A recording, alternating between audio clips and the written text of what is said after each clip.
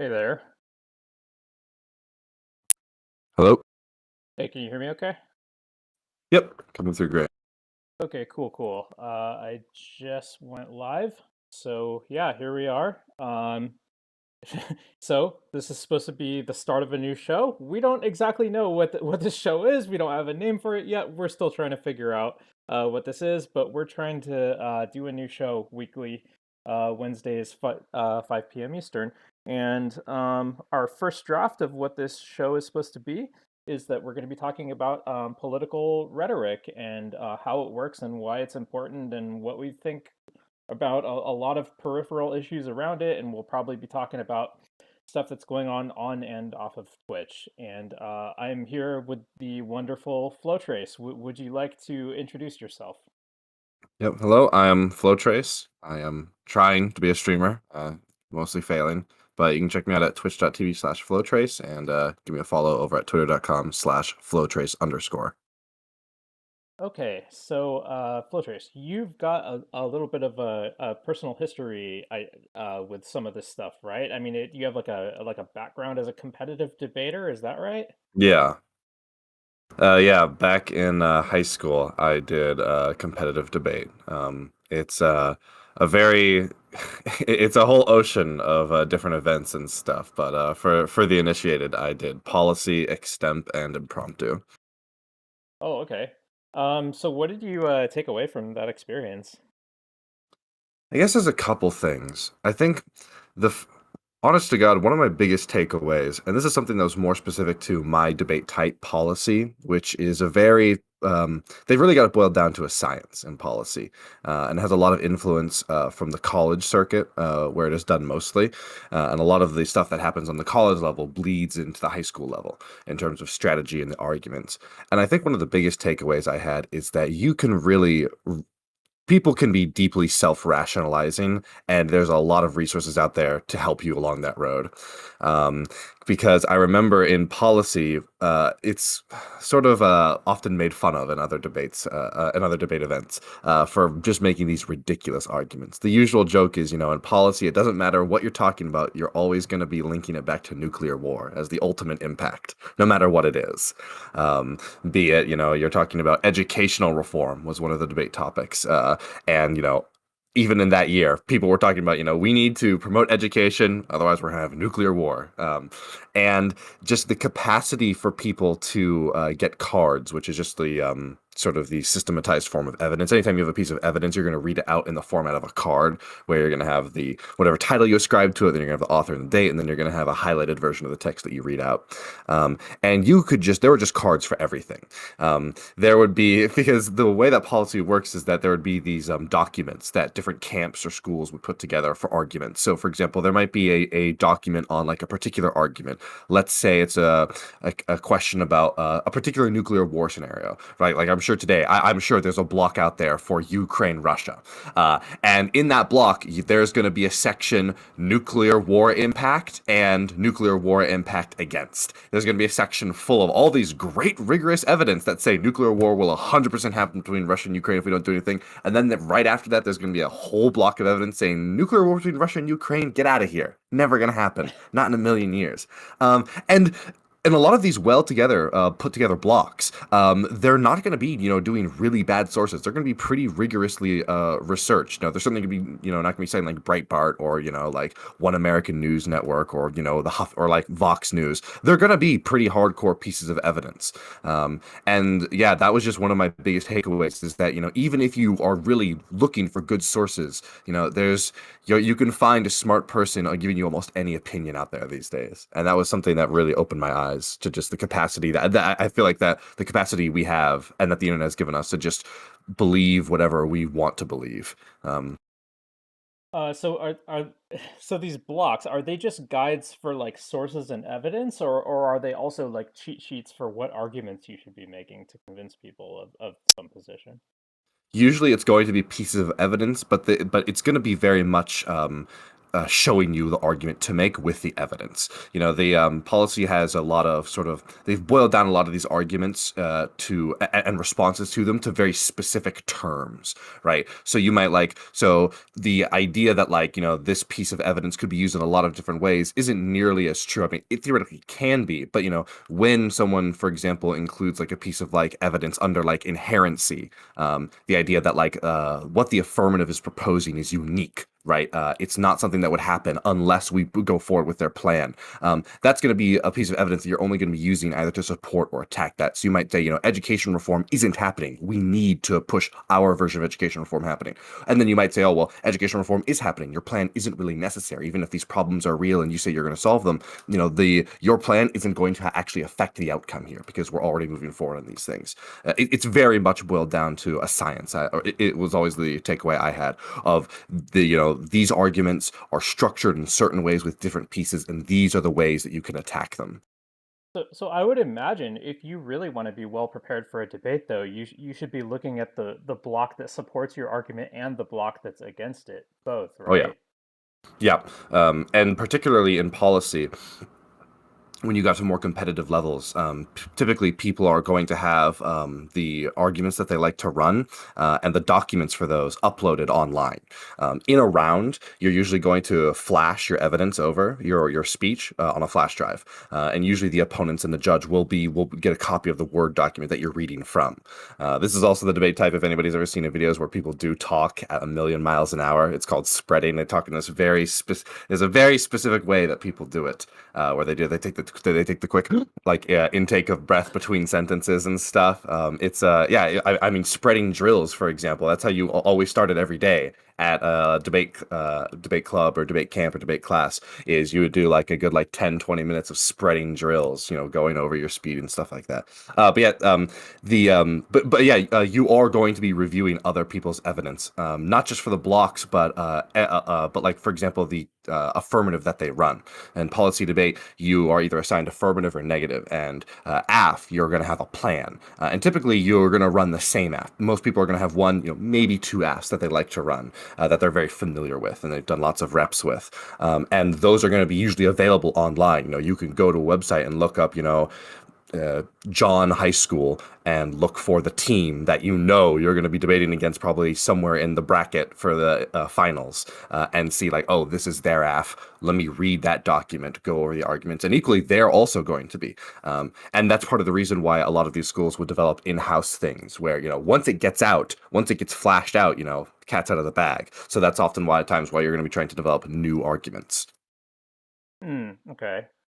So one thing that you're kind of known for around Twitch politics is talking pretty fast, and I thought about that when you were talking about. I'm sorry, what was the strategy that they use where they inhale and then talk really fast for a little bit? Spreading. Yeah. So is that I mean, I almost want to ask, is that something you learned during debate? But I'm gonna guess it's not. That you probably already talked fast before that, but. Yeah, I think it's a bit of column A, a bit of column B. I'd always, been a little more hyper, I guess you might say. But it definitely is the case that, and I know plenty of other policy debaters that are like, man, I love the fact that I did policy and now I can watch every video at 2 times speed now. It definitely has an effect on sort of just your ability, because it's not just the fact that you have to be reading that fast, but you have to be able to comprehend that fast as well. Because when the opponents are giving their speeches, you need to be taking notes on your flow, which is a whole skill in of itself. There's a specific note-taking strategy and structure that you do with certain columns, and people develop shorthands when they're taking notes. Different symbols mean different things, and stuff like that. But it was definitely mostly the debate, I think, that got me to where I am now. So let's see. uh, whenever I've seen formal debates, the way I've usually seen it is not people responding to each other in real time, but just speeches back and forth to each other. So, is that pretty accurate to what your experience is with debate competitions? Yeah, well, it varies from event to event, but I believe in basically every event, not just policy. There are very specific timings on how the debate goes. So, for example, in policy, it is every round is going to be the exact same. There's going to be an 8 minute speech by the affirmative where they get to go for 8 minutes, and you can cede your time, which is going to be followed by, I want to say, a minute and a half of cross examination. Then the negative is going to give a full 8 minute speech. Then there's going to be another minute of cross examination. Then there's going to be, I think, God, my my debate teacher would be ashamed of me. I can't. I'm struggling to remember the exact. But I think then there's two. I'm trying to remember. No, yeah. It's just there's the first affirmative constructive. There's the second. There's the first negative constructed.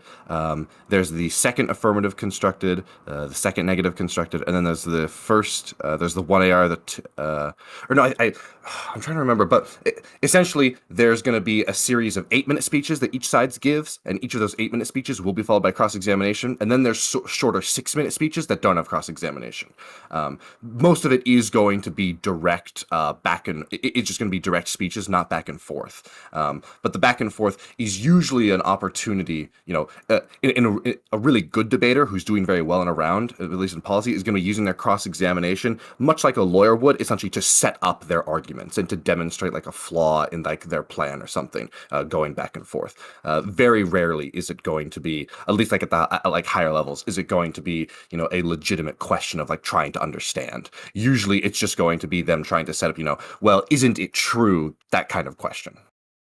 It's a minute and a half seems like a very, very short amount of time to be able to do the back and forth stuff. It just seems like you aren't going to be Yeah, it able to get is. almost anywhere with that. It is pretty short, although even in the questions we talk pretty fast. It's not nearly as fast because a big part of spreading is the fact that you're not coming up with the words and you're almost not even trying to understand the words. You're just trying to say them as fast as possible. But even across examination, it can be pretty snappy. So how do you think that experience compares with all the stuff that we do on Twitch, like going on a Prime panel or something, right? Where it's like, you're pretty much, I don't know, it's hard to say because like obviously you are responding to people in real time, but on the other hand, on panels, people are a lot of times just talking past each other and just giving speeches and ignoring what everybody else is saying anyway. So I don't know, what is your thought about how that compares? Something that I really like in policy debate, and that I wish was true of more in more places, is in policy debate. It doesn't matter how ridiculous the argument, an argument is. If the opponent doesn't respond to it, it is now like considered like a matter of record, right? So if you say in your speech that, you know what, Judge, nuclear war is good, it's actually a really good thing, and the opponent forgets to respond to that, like it's over, because now you're just going to say, oh, our plan's going to cause nuclear war, Judge, that's a good thing. Flow that through on your spread. And the reason why this is really good is because it really forces people to engage. You can't get away with two ships passing in the night and not having any sort of real grappling over points. And that's something that I think really is a really big problem with online discourse, particularly in panels, but even in 1v1 debates. I feel like it happens, is that people are, instead of making a very constructed argument like you would in debate, where you say, I have part A, B, and C, they function like this for these reasons.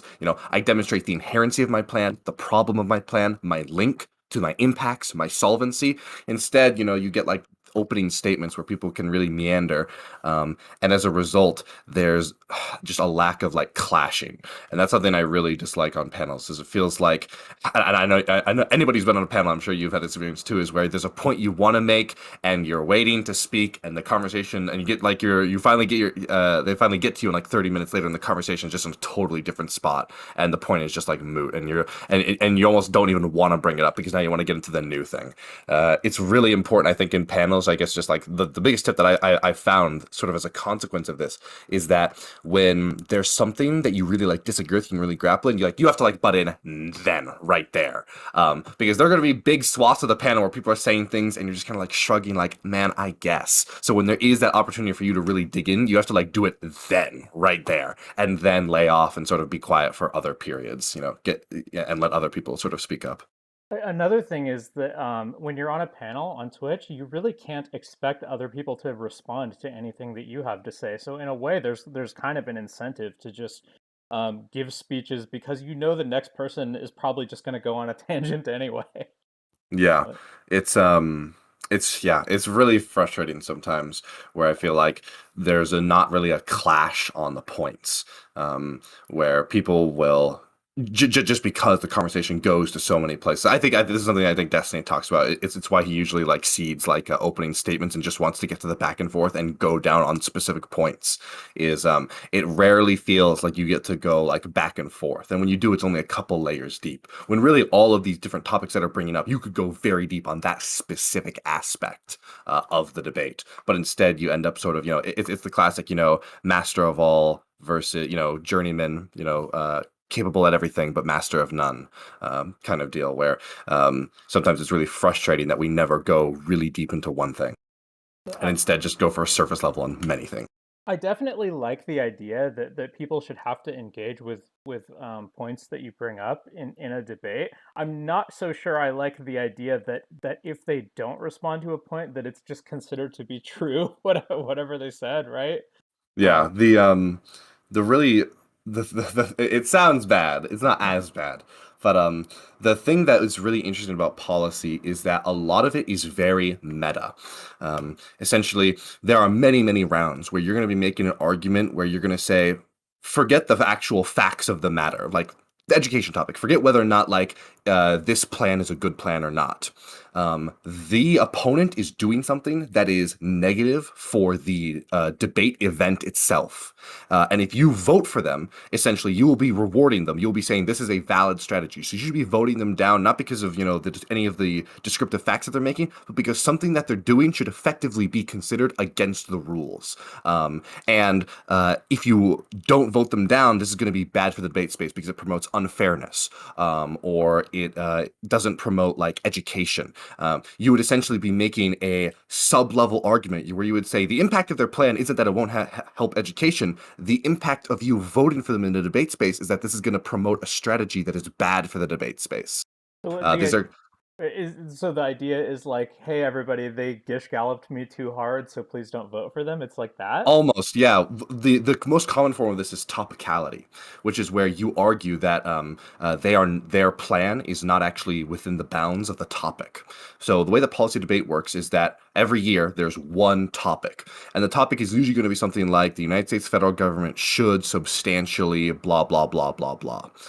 It's going to be a term that's pretty vague, and then every person's plan is going to be a specific form of that. So you might say United States federal government should substantially increase its spending on education, and you might say let's do better funding for public schools like sex education. That's my specific version of that.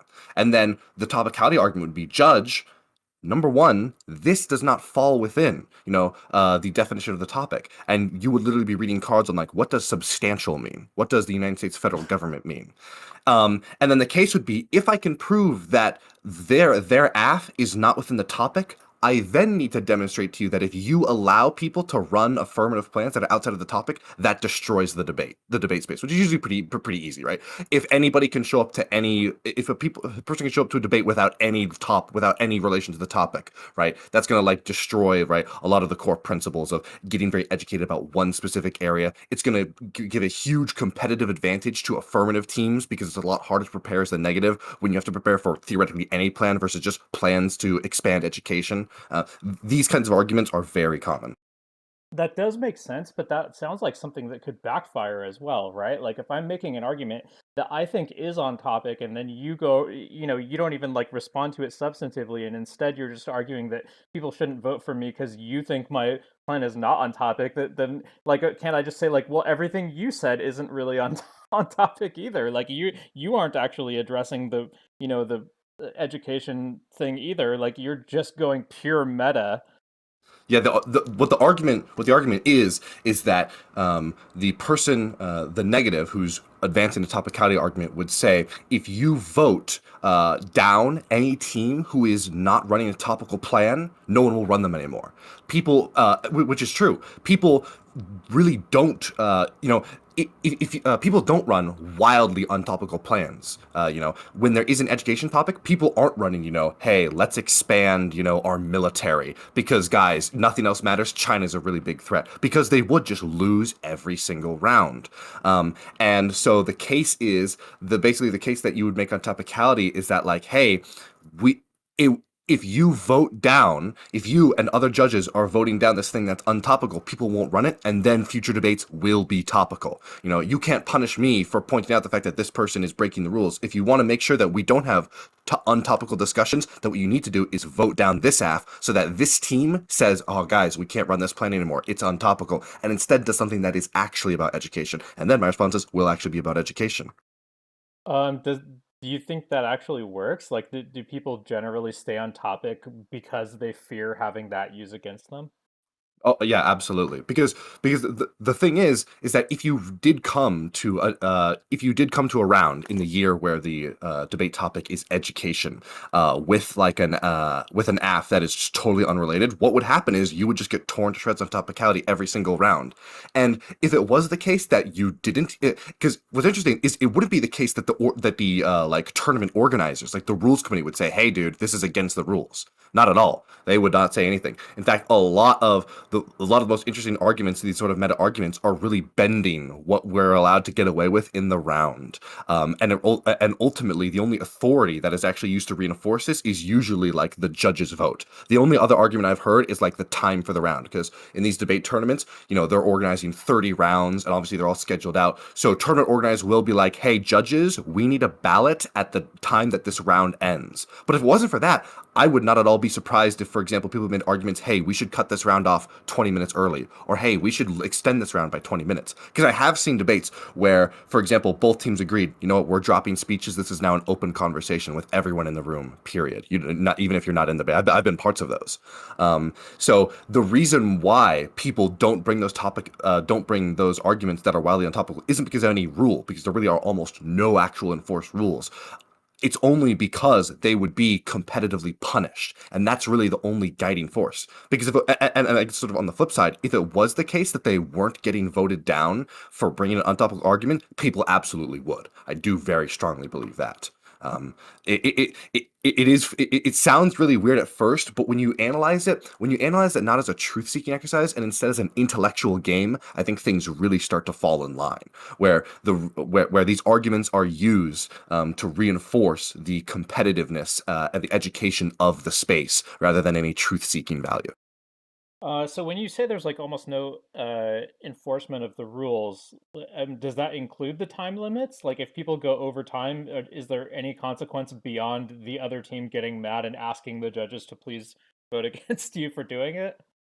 Yeah, the answer is that it's really going to come down to the judge. In my experience, most judges are going to immediately be like, "Okay, absolutely not. Like, you need to stop talking if you go over time," and they will just start flowing their ballot or voting their ballot against the team, whoever does that. But the reason they're going to be doing that, and like quite literally, what I would do if I was in the scenario where my opponent just starts like talking over my speech is I would like start like trying to talk over and be like, "Judge, see how this round is completely devolving because they're not respecting the time limits? That's a reason to vote against them, because if you allow this, every debate is going to turn to this. It's going to be a total shit show." And the fairness, the competitiveness, and the education we're getting, those are usually like the three big like appeals you would make to like how we should be shaping the space. All three of these are going to be destroyed if every speech is like this. And most judges are immediately going to be like, "Okay, yeah, that's just like blatantly obvious that like we can't allow people to get away with this, so I'm going to vote them down." And then that team knows, and not just that team knows not to do it in the future, but other teams are going to see like, yeah, anytime you try and speak over them, you just get voted down because you're hurting the competitiveness, the fairness, and the education of the debate space. So that's just like another example of like how basically the reward of winning or losing the round is really like the only like incentive that we use to like shape what the rules are.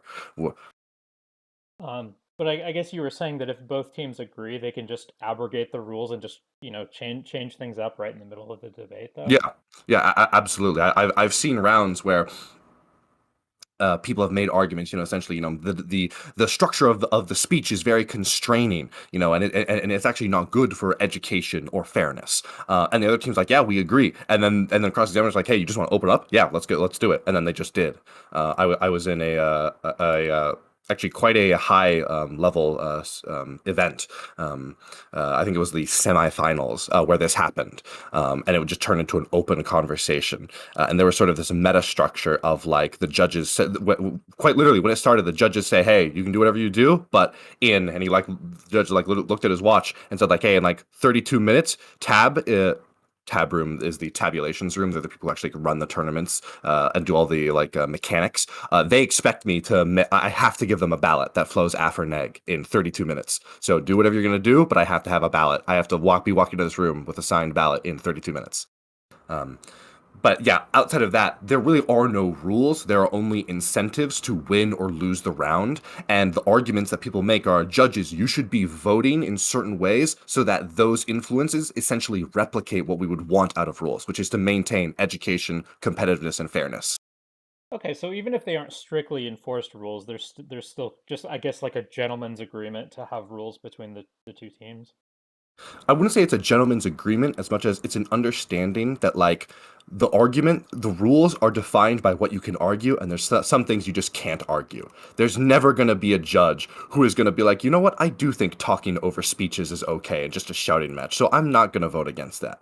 But when you're talking about, and this is something that really does happen, is when you're selecting the one affirmative you want to run over the course of a year, there's a real consideration of how far do I want to push the line on topicality to get advantages, to get other advantages, right? So you might say, this education, this education topic, I want to talk about, let's say reforming disability education.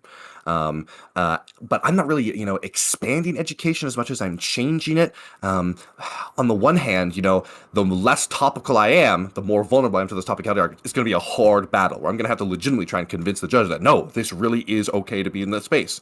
But on the other hand, the less topical I am, the more arguments I'm going to be dodging. I'm going to be spiking a lot of links is the term, right? Where other people, a lot of people are going to have a lot of arguments and be very well versed arguments on like increasing education funding has these negative outsides. Well, my app doesn't increase education spending, so I get to dodge all those arguments. But the trade-off is like those people are then going to say, "Oh, you don't increase education funding." That sounds pretty untopical to me. So there is a real evaluation when it comes to a lot more of these edge cases because it really does just come down to the rules are what can you argue.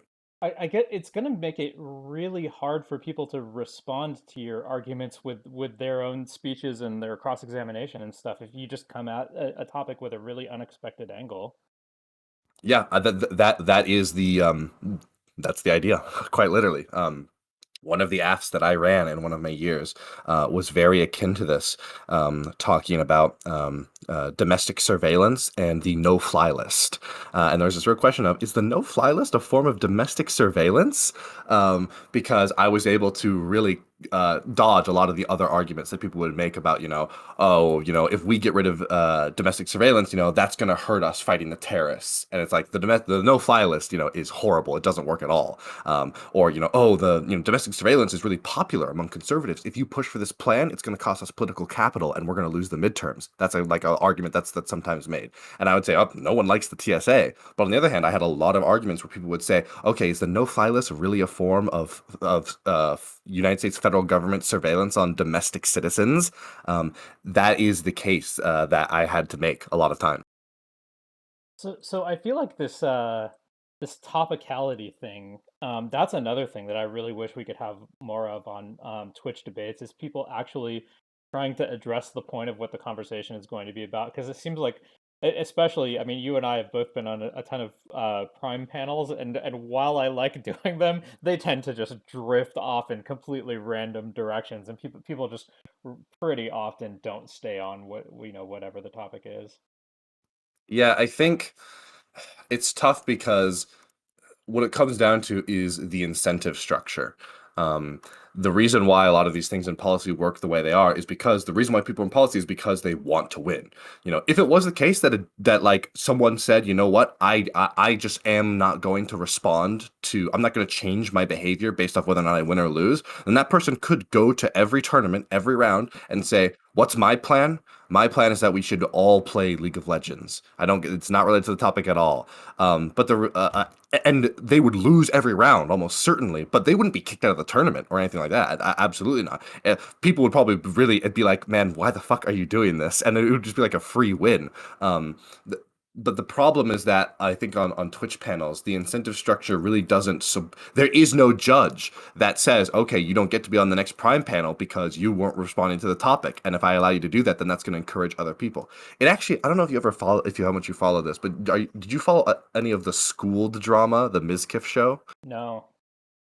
So Mizkif, he's a big streamer, and he did this show called School. That was sort of like a "Are you smarter than a fifth grader?" type thing, where like you go through like it's like trivia that's based on like education level. So like first round is like first grade, and it's like first grade type questions, and then second grade and third grade. And so it's like math, history, geography, all these sorts of things. And there's been a lot of controversy because people have cheated on the show a lot.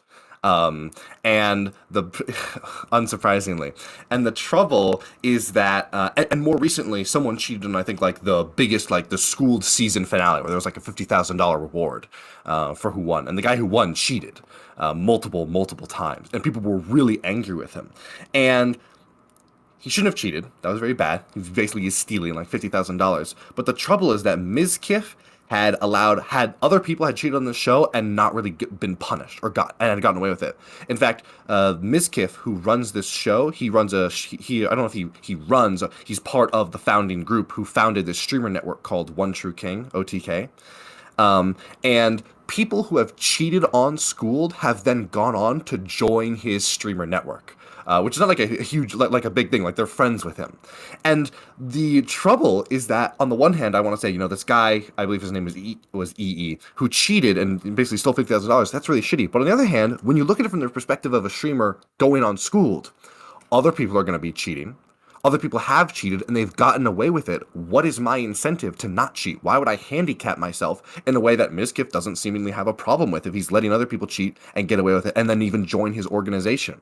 And I think that's what it comes down to. People on Prime panels are trying to get their talking time in so that they stay on the panel, are trying to get the points that they care about in. And there isn't really a overriding incentive to say, hey, you need to be having a conversation that enforces education or enforces, death of the topic like there is in policy. I think actually that's why I really love the policy system is because it's a genius because it is all about incentives and you get to argue over what those incentives ought be and how things fulfill that. But the problem with a Prime panel is that the only real authority is Prime, who himself, he, God bless Prime, he doesn't want to have to be spending these fucking all these walk-on panels, like really thinking, oh, is Brento Box really appealing to the purpose of this topic that I've come up with? It's just a huge amount of extra work. So I'm very sympathetic to why Prime doesn't do it. I probably wouldn't do it. It's just the trouble of Well, the kind of low friction environment that these open panels are. I feel like Brento Box is just about the last person that Prime needs to even be policing. Like when you consider Yeah, like that's I shouldn't. Brandon Box, I didn't mean to besmirch your name. You're one of the good ones. yeah, he's a relatively well-behaved panelist, but like Prime is pretty much just open to letting almost anybody walk on. Like so like we've had nights where it's just like okay, 12 people come on and three of them are drunk, Yeah, so um. So what you were saying is like that there's no incentive for people to stay on topic, but I want to say also not only is there no incentive, but there's very little feedback to even let you know like whether you're doing well and whether people think you're addressing their points or yeah. not. Yeah, a big part in the policy space is that when the round ends, a judge says I vote F, I vote neg, and they'll like give some explanation. There'll be feedback, and they have a note sheet as well that they'll give you, where they'll say, I really wasn't convinced by your argument that nuclear war won't escalate, or I really was convinced by your argument that nuclear war will escalate, and that means that then the plan will stop it. So, and they'll explain the whole chain of arguments and causality. If it's true that this intervention will cause nuclear war, then that means that this plan is going to cause nuclear war, which obviously outweighs the benefits of, like reforming education, which means I'm then going to not support the plan. Like very like logically segmented out, which I really appreciate. I think the trouble is that if I don't really think there's that actually that I don't think I have that much of a problem of like these of like open panels existing as these spaces for very like low friction. I think it actually is really important that there are not just one but like a couple spaces on Twitch Politics space where you know what, if you got a Discord account, you can just hop on. I actually think that's really really positive. The problem is that that sort of low friction, it serves a great benefit, but it serves a specific purpose. And the problem is that I wish we had other spaces that were fulfilling. Because, I'm fine with, the prime open panels not being, the intense, rigorous, like really rewarding stuff. That's okay. Not everything has to be there. But we do need something to be that. And the trouble is, I feel like there really isn't much of that at all. It's kind of like, I'm not necessarily opposed to social media, as long as you're still, doing, but, using only social media, not having a real world social life. I think that's where it's where we start to, take some of these, specific appeals and use them for everything. When every panel feels like it's more akin to like these, shit shows of people yelling and back and forth and not being responsive, that's where I really start to have a problem. So it was just the case, open panels were their thing, but then we also had this healthy culture of like one-on-one debates where we really get into the weeds, and that would be one thing, but we don't. Yeah, no, I agree. So first of all, I agree that the open panels that are just kind of a big shit show are actually a good thing, and I wouldn't want to be rid of those. But also, I agree that I would like to have more structured, more in depth stuff with more, what you were describing, more feedback and so on. I think we do have some stuff that's kind of halfway there, right? Because we like so so for example, like Prime's closed panels, they're still a little bit of a shit show, but they're like, one third of the shit show that Hmm. the open panels are. And Wix panels relatively well behaved, and there are definitely people who just like to have uh smaller panels with fewer people or more in-depth conversations and so and I would definitely like to see more of that stuff alongside the shit show open panels as well. Hmm. I think the other thing when it comes to a lot of these panels, and this is a really big problem, is that a lot of people on Twitch are left leaning, generally speaking, and a lot of times these panels will sort of devolve into we all agree and getting really hung up on nuances instead of going over more substantive issues. I think this is like a criticism that Destiny makes. Is like when he talks, he feels like when he talks to like left leaning people, we're talking about like, oh, what about expanding Obamacare versus doing Medicare for all versus like or like xenogenders, like these really like fringe issues, which I think come from the fact that we do agree on a lot of things. But when people broadly agree, but then they show up to a panel looking for a fight, what you end up with is a bunch of purity testing. Yeah. And yeah, I guess the thing I feel like what the space is really lacking is like a strong back and forth between the left and right over like much more like relevant to mind issues. I think that there is way more debating about like I think a great example is like we have way more debates about like the fringe issues of like trans rights versus like the fundamental question. It's really interesting how like Yeah. we've had way more debates about like trans people in sports versus just like the concept of trans people period. Like because a lot of right-leaning people would say, no, I actually do reject the idea that like trans women are women. But we've had way less debates about are trans women women than should trans women be allowed to like be in sports or stuff like this. Or the That's it. xenogender thing. Yeah, that's Yeah. another one. Yeah, and I think that that is really what we're lacking. Although I sort of have to admit here, this isn't exactly a Twitch politics thing as much as it feels like this is like a really like big thing in our society writ large, where there's you know the Metal Gear Solid 2 end of the game speech, where if you talk, where GW talks about people withdrawing into their own communities and never really engaging in the outside world, feels very accurate. Where people are mostly just stuck in these echo chambers instead of like having substantive disagreements with each other. And when those clashes do happen, it's always in this really unproductive, blood sporty way that just reinforces both views, sides of the other, as being like these irredeemable, horrible people.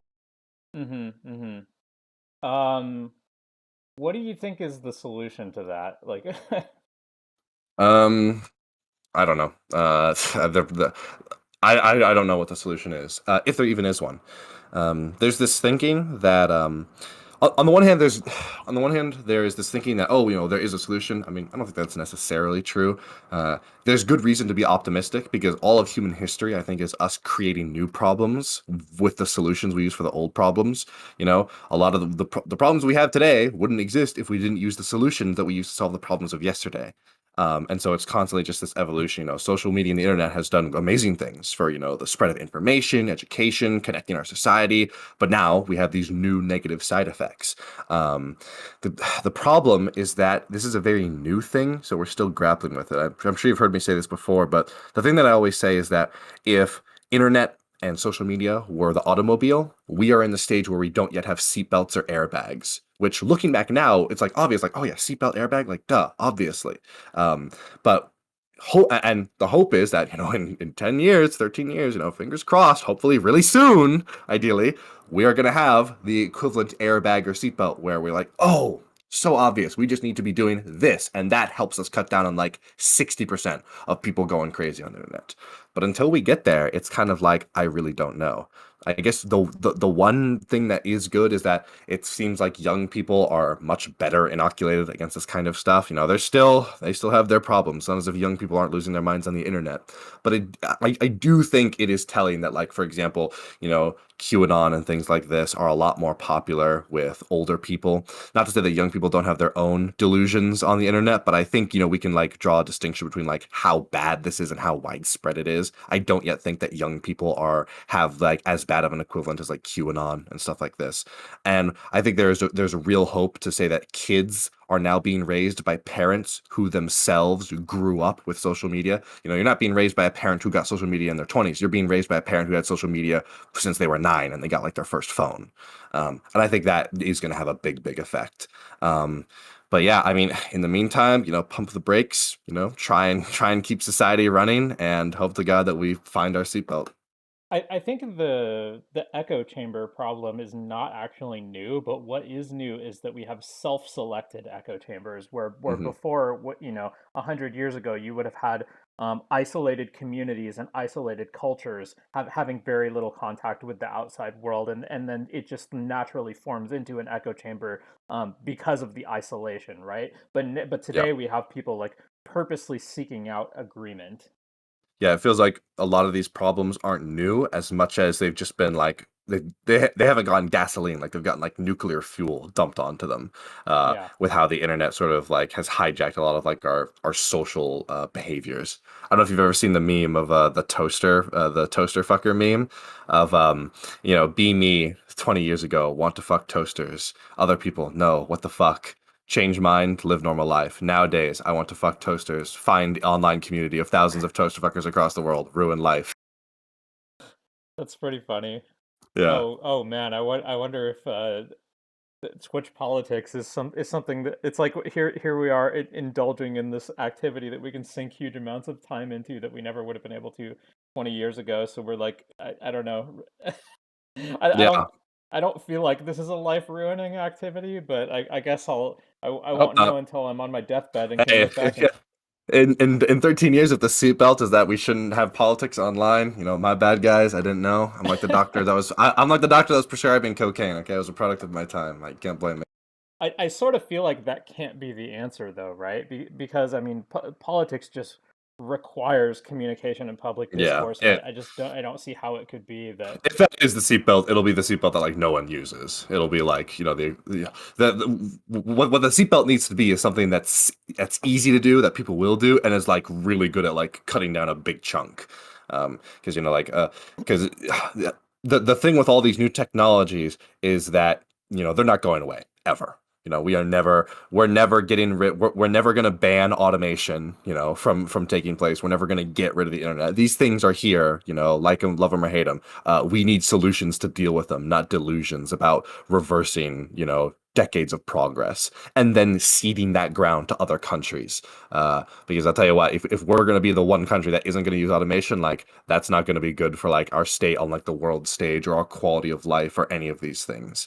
Um, And not just automation, but like in any kind of like crazy AI advancements or any kind of like yeah. biotechnology or any like no matter what kind of scary technology you think it is that we shouldn't be using, somebody else is gonna.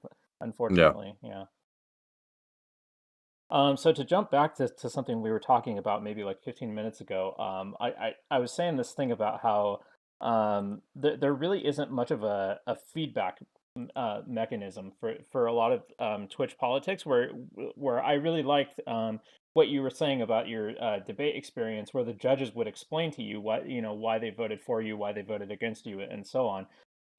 So I feel like in some ways the Twitch politics community needs to have that internally, like feedback mechanisms for itself, and I think you and I can contribute to this, I hope. Yeah, I think the have you ever heard the everything is the customer's fault? No, no, no, tell me.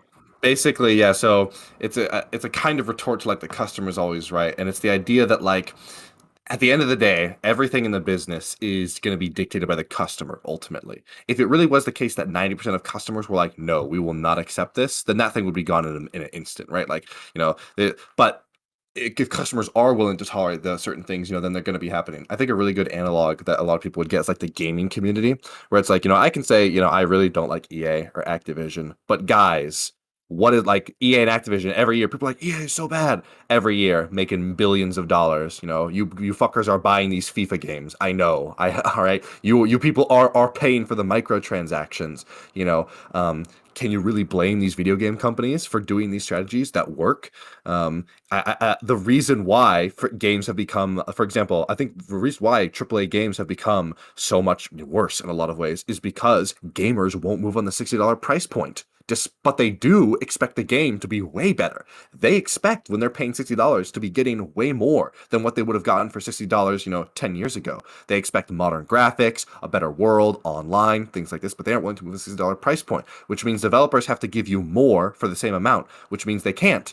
They have to not do that, put out an unfinished game, and then try to patch it as they go forward, and then get back some of that money with microtransactions. It's interesting how I don't know if you ever played the Halo games. Mm-mm. But traditionally, the Halo games, you have the campaign and the multiplayer. At a certain point, the multiplayer introduced like an unlock system where armor. And initially, this unlock system totally free. You couldn't spend money on it. But now, with new Halo games, even though the multiplayer is free to play, so you'd expect that microtransaction, but the campaign is still a full $60. So even when you pay that $60, you're getting the campaign, the multiplayer, but not getting to bypass the microtransactions, unlike previous editions. And I think a big part of that is the fact that Bungie needs to be getting more than $60 on average from every player because the game costs way more these days. Um, and gamers aren't willing to move on the price point, so they have to like almost gamer companies almost have to trick fucking gamers, who I really don't like in a lot of ways, to like give them more money secretly. And then gamers are like, oh, I can't believe they're putting in microtransactions. There was a big controversy actually when the PS4 came out. They said, hey, from now on, PS4 games going to be $70, only 10 extra bucks. People lost their minds. Sony immediately backpedaled. Because people aren't willing to accept it. And what I'm trying to get at here is that the reason why the policy debate structure worked is because there was that incentive at the end of the day that people could appeal to in the form of the judge, who, judges, there was a kind of selection process for judges. At some tournaments, it really was like anybody we can get, we don't have volunteers, but especially in like higher rounds, these will be like experienced people from the debate space who have a vested interest in the debate space, who are going to say, I want the debate space to represent education and competitiveness because I believe in this thing. And the problem is that in markets, the judges are customers. And in Twitch, the judges are the audience, are the viewers. And viewers are not, I don't think, are anytime soon going to start rewarding the kinds of streams that we want. In fact, I think it's quite the opposite. The reason why I think a lot of these panels involving the shit shows and blood sports is because, and hey, I mean, I don't blame them. I agree. It's more interesting. It's a lot more fun to watch Destiny yell at someone and rip them apart a lot of the time. Sometimes I like to hear a thoughtful back and forth, but I'm not above this. I definitely like seeing some of the blood sports, and I think a lot of people like the blood sports way more. And the trouble is, in the same way, I wish EA didn't do these scummy business practices. It's kind of hard to blame them when this is what the customer base rewards. And in the same way, it's I don't blame Twitch streamers for not doing nice prepared content that's very insightful stuff when what the audience is rewarding is the garbage, frankly. The appealing to the lowest common denominator in a lot of ways. And the trouble is, I don't know how to fix that. because it doesn't seem it's not like this is new to Twitch politics, like people like to see blood and fighting and things like that for a long, long time. So unless we're going to fundamentally change like human appeals in this kind of things, or we're going to say that the Twitch politics space is going to be, something totally different from what it is now. It's not going to be dictated by viewer counts and subscriptions and donations. It's going to be something fundamentally different. I don't really know how you square that circle. I think the comparison to the video game market is really interesting. And I think I'm pretty on board with the analogy. I do think it's a good analogy. The part that I'm hesitant about though is because I think in order for a video game developer to succeed, they don't actually need to be broadly popular in the market. They just need to find a niche that likes them, right? So the EA could have 70% of all video gamers hating them, and they could still just be making huge amounts of money off the other 30%, right? And so I think with the politics space, that we might be in a similar position, right? Like, it might be the case that 70% of the audience just only wants the blood sports and has no interest in any kind of more productive conversations. Obviously, Hmm. productive means something different to everybody, right? But I still think there could exist a niche for it within the politics community, even if it's never going to be the mainstream. Which I think Yeah. I'm on board with your idea that it probably will never overtake the blood sports and displace it, but I think it can exist alongside. Yeah, I definitely agree. I think, going back to the gaming analogy, you see perfect examples of this, Factorio, or, like niche games like Factorio that appeal to like a very certain kind of person who loves to make these little intricate systems and things like that. These can definitely exist. It's just they're never going to be, the League of Legends or the World of Warcrafts or the FIFA 22s of the world. I think actually, if you look at like, for example, like Econoboy or a Bastia, I think actually these guys get a lot more closer to having more thoughtful, insightful discussions without, devolving into the blood sports. Bastia doesn't really go on panels much anymore. He usually just does like one-on-one discussions, just talking with his chat about issues. I know that Rage Pope does this a lot as well. I think on his streams where he usually just go over news review and stuff like that. So it definitely can exist. It's just the trouble is in something that's as small and fledgling as Twitch politics, the niche is going to be a lot more small than we think of. Maybe. And for people who are trying to make it, it's no wonder that a lot of the new streamers, the first things that that they're doing, newer streamers like Meat or Wick or like somebody like me, the things that we're doing are like panels and stuff and going on and talking and yelling at people. It's it's just a particularly hard thing to be a niche in a thing which is already itself a niche. It is, yeah, and no, I mean, I do panels all the time too, right? And I like doing them. I like, I enjoy some of that. But I think we can actually point to several people who are fairly successful in this space within that niche who get like, they're not the top streamers, but people who get several hundred viewers, right? So we've got Hmm. like I'm Really Important is one. I Yep. think Not So Erudite is another one. I think Aristocracy is another one, right? So these are all people who I think do pretty good content that's not very blood sportsy most of the time, right? Hmm.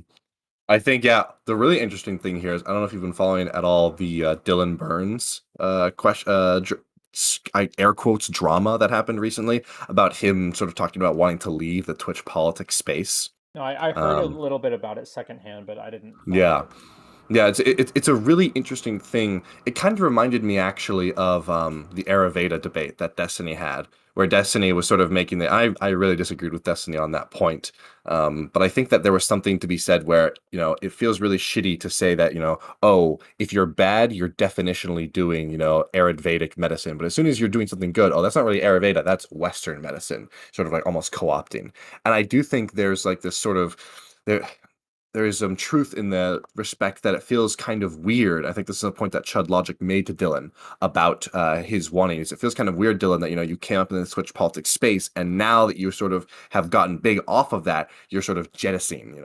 It feels it almost feels you're going to be coming up by using the mainstream of doing these blood sportsy type things, but now that you're big, you're going to be jettisoning yourself. And on the one hand, I think I think Dylan is basically right. I think that the Twitch politics space is very toxic, is not very productive, and is very bad for his image. If he wants to be, having more serious interviews, or if he has his own political ambitions in the real world, I think Dylan is right on a lot of his descriptive stuff. But on the other hand, it does feel kind of like it just kind of feels bad, man. That like you come up in this space, you use the space, but then once you're at the top, you're like, sayonara, suckers. And I don't know, it's really hard to resolve What do those you think? conflicting ideas. What do you think of the idea that those two things could kind of work synergistically with each other, right? Like that the drama can bring in the audience, and some of them will stay for the better conversations. It it's cert it's possible, but the problem is, man, this is gonna be okay. Do you know who Thorin is? No. Okay, Thorin is this really controversial guy in the esports scene. He does a CS:GO commentary. The CS:GO scene is really interesting because it's very deep in a way that no other esports, at least in my experience, is. Where you, in certain countries, you can go like 20, 30 teams deep. Like the 30th best, like Denmark, they're like the 10th or even 15th best team in Denmark. They're not nobodies. Like there are people who have sponsors and jerseys and things like this. And the idea that there's something that Thorin coined called the snappy spot, which was this in-game leader called Snappy in Denmark. Denmark's one of the deepest, probably the deepest CS:GO scene. And the idea was that Snappy is in this really shitty spot where he is on the low tier. So he's getting new talent. And he's never very successful. But because he's right at the mouth of new talent, when there's a young prodigy, he's the first person to see them. He can recognize, oh shit, this 17-year-older is going to be one of the greats of Denmark in CS:GO. I'm going to get him on my team. I'm going to teach him and train him, and I'm going to be able to use him to get good. But as soon as he gets good enough for other people to take notice, because Snappy's in the 15th best team and can only offer this guy a meager salary, as soon as Snappy succeeds and says like, yeah, I've turned you into a good player, the big teams come and snatch him right away. And I wonder how sustainable a system like that is for people to be maintaining, where the people who are doing the blood sports, God bless Prime for doing this. I literally don't know how he manages to do it 7 days a week, every day, every week for at this point like years. Well, now he's like doing his Elden Ring thing. Yeah, I wonder if yeah, it's because he needs a break from all the fucking yeah, drama. yeah. He definitely does need a break. Um, and that's just the point, is that sure, it is sustainable to it is quite literally possible to bring people up on the blood sports and then get an audience from that and then take them to a better place. But the problem is, like, when you're taking them to a better place, not everybody's making it. It sort of requires this system of like farming out the blood sports, and leaving people behind. And It it just does. feels, yeah, and it just feels like that system is increasingly becoming like unreliable and difficult to maintain. Why do you Um, say that? it feels like the system itself is very like drained. Like I don't know how many primes there are out there who are capable of doing this kind of thing and staying here. You know, uh the problem is that in order for this thing to work, we need a constant inflow. If people like Dylan are going to be flowing out, then we need new people flowing in. And I don't know if that's always going to be the case with how small the space is. And the other slight wrinkle is that the blood sports machine itself does have some real negative externalities that make me like question whether or not like I really want it. There's definitely negative externalities, Yeah. and I hope we'll talk a little more about those. But to address the other point that you made, if Dylan's getting out of that game, I think that kind of leaves that niche open for someone else to fill it, right? And some of those people might go to Prime, or other debate panels that already exist, or Mhm. somebody might start a new one, realizing that they can capitalize on Dylan's departure, right? Because they know that there's a market for it. Yeah, that's the hope. It's just when we're talking about like a very small space like this, the question is like, is the space developed enough to survive the loss of one of its like biggest figures? Which I think you could say Dylan is. Mhm. It's like, when Well, we football but lose. but we haven't just lost one of our biggest figures. We've Yeah, lost yeah. several of them Yeah, I recently. was just gonna say, because yeah, this is like the Destiny paradox. Is it's like on the one hand we say like Destiny has built this space, but there's a real question of like, okay, when is the space? Is the space already, or is it ever going to be big enough to sort of surpassed Destiny in its own right, because still to this day, people were wondering, oh, now Destiny's bad. The Twitch space, is the Twitch politics space going to die? No, the Twitch politics space is going to start dual streaming to YouTube. And all these people have started dual streaming to YouTube and then sometimes doing YouTube solo streams when they're going to be on a panel with Destiny. And it still follows him. And the question is like, the ultimate question is, if something happened to Destiny where he isn't going to be streaming at all, let's just say he like retires. He's like, you know what, guys, I've saved up my money. I'm going to go, travel the world with Melina. Peace out. Goodbye. The question is, would someone fill that void or would the space just wither away? I think Destiny's harder to replace than Dylan Yeah. is. Oh, yeah, definitely. It's just it's just a question of, the same question, but to a lesser degree. Is someone going to take Dylan's space, or is this going to take up Dylan's role within the Twitch politics space, or is a Twitch politics space just going to contract by like 3 or 4% or whatever percent we would say that Dylan's uniquely responsible for, and we're just not going to get that back unless we're just not going to get that back automatically. It's someone else is going to have to make gains. That space isn't going to be filled. Yeah, but I'm very confident that people will try to fill that space. Yeah, they'll try. I mean, there's a lot of different ways that you could imagine it turning out, right? Like maybe everybody who tries is just crashes and burns and fails, and we really do just completely lose it. Or maybe they succeed a little bit, but not as much as Dylan did. Or maybe somebody comes along who's better at it than Dylan ever was, and we end up, like benefiting from Yeah. it. It's hard. I don't think that last scenario is super likely, but I can't rule it out. Yeah, the trouble is it's just such a fickle thing that it feels very much akin to playing with fire, where I really don't know which way it could go. If we go with like a more extreme scenario, like Destiny not streaming anymore permanently for whatever reason, then I think there's like I really genuinely don't know. Like, would the space totally wither up and die? Would it be an explosion of new streamers? DGGers who are inspired by Destiny's retirement to take up the mantle? I really have no idea. It's just such a hard thing to say with how new and young the space is. Yeah, no, I feel like the space could survive without Destiny, but I think he does have like kind of a unique role that there's no one person that can easily fill that void. Yeah. I think there's lots of people who have parts of the appeal that he has though, so it's not like we'd be Hmm. completely missing out on We on could any. Voltron them together. Yeah, right, exactly. It's because it's not like there's nobody else who's good at debates. It's not like there's nobody else who's blood sportsy and nobody else who streams League and whatever what has controversial takes and like whatever other kind of stuff he's known for, right? Yeah. Um, so I don't think even putting several people together, that's not to say that you could completely replace the role that he fills in the politics community, but I think you could at least partly do it. Um, so one of the inspirations I had for trying to put together the show with you was book smarts, right? And I don't think we've talked a whole lot about that, but I really like the idea that there's somebody in this community who talks about the more like meta level stuff and responding to other people's debates and Hmm. panels and stuff a lot. So I don't know. Do you have any initial thoughts about that? It's something that I really want to do, but the way I would want to do it, I think would require a lot of work. I think that there is great value to just listening to something and providing analysis on it. What Booksmarts does, I think Professor Meat does this sometimes, and a lot of people do this, where Destiny himself does it, where people will just play it back and they'll just give their thoughts.